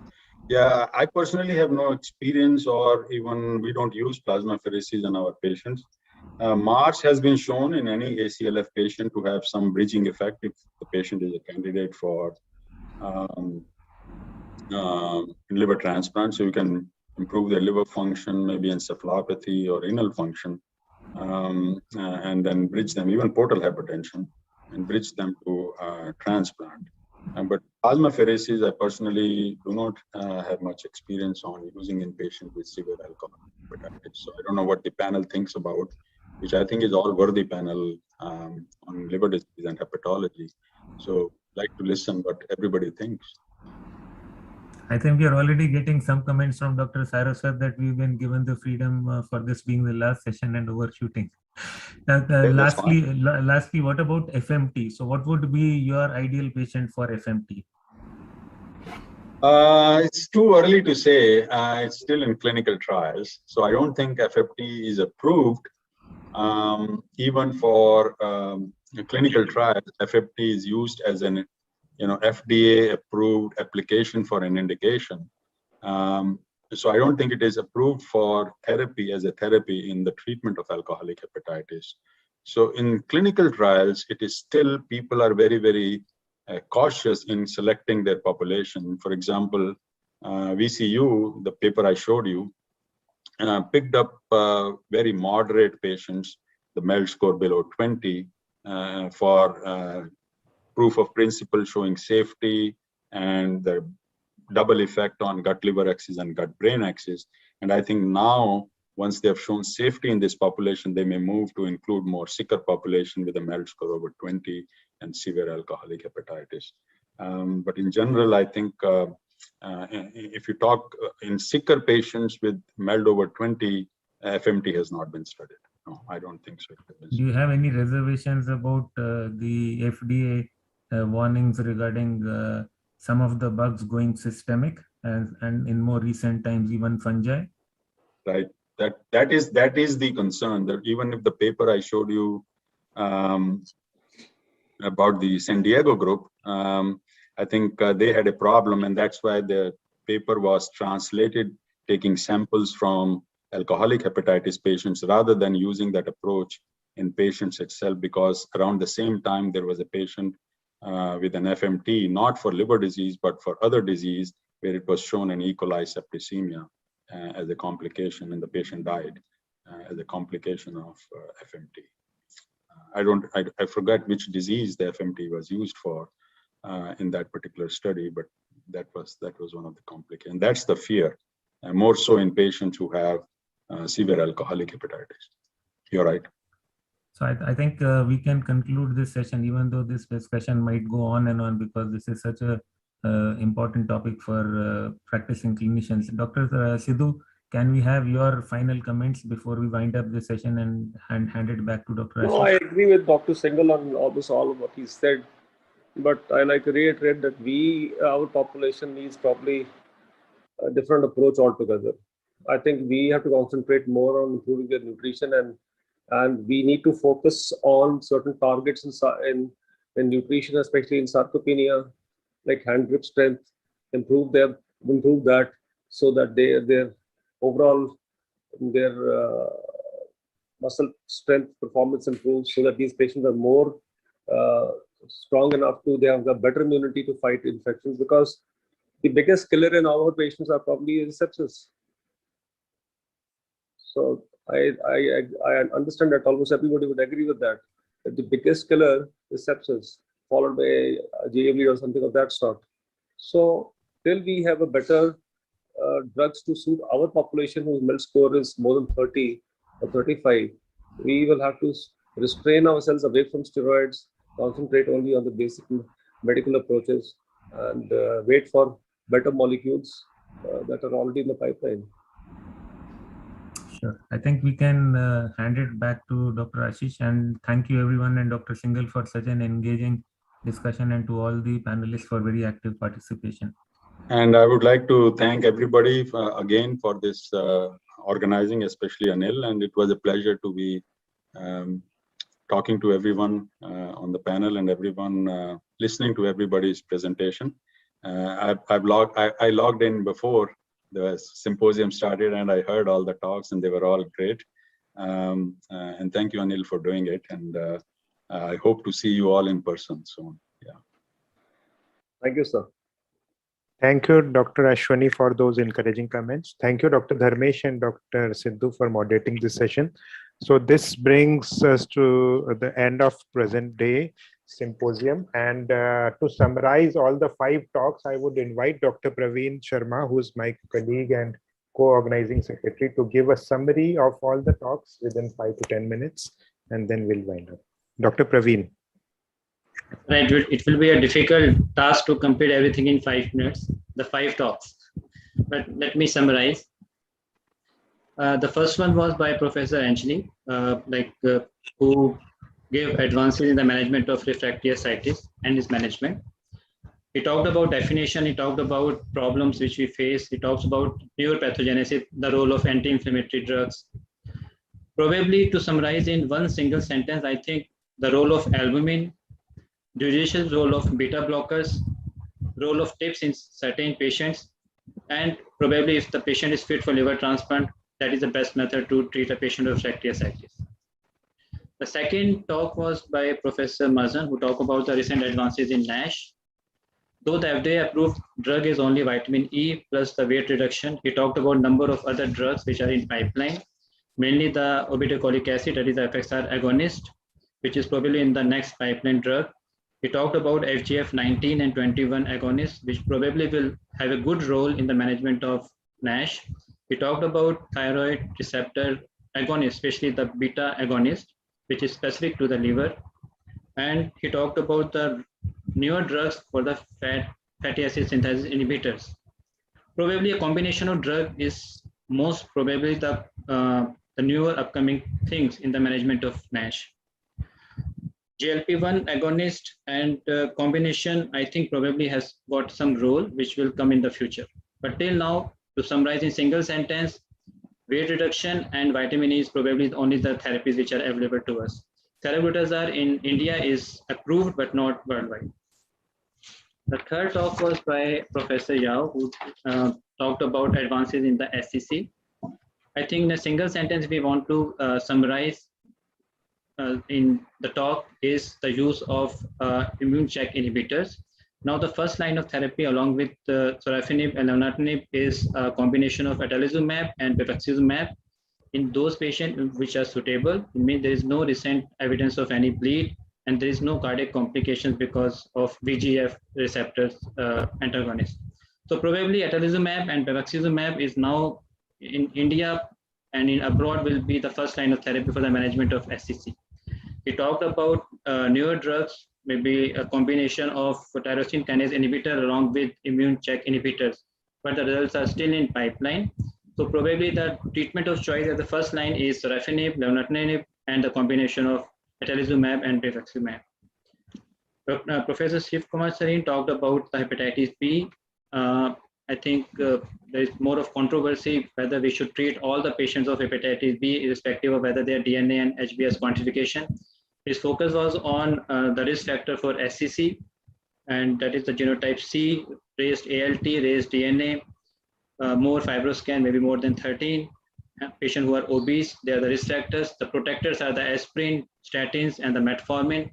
He advised against the use of insulin, which probably is not feasible in every patient, but we should keep in mind that the insulin is a thing which can provoke SCC in patients with cirrhosis.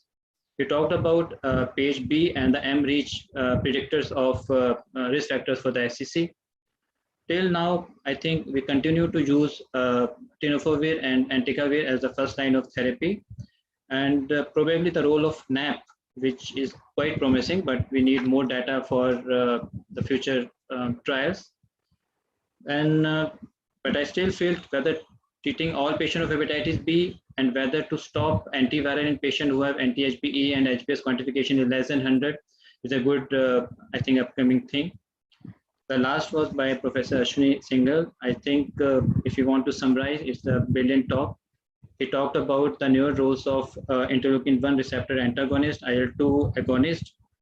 So most of the trials are against GCSF, which he has shown the recent trial of J hepatology. So I think this chapter is probably closed. But combination of therapy, probably the steroids with probiotics, with IL-1 inhibitors or anti-LPS, probably will be the future for the treatment of alcoholic hepatitis. Along with Dr. Sidhu said, sarcopenia has to be taken care of, and we should give more nutrition to these type of patients. So I think with this, we close this today's academic feast.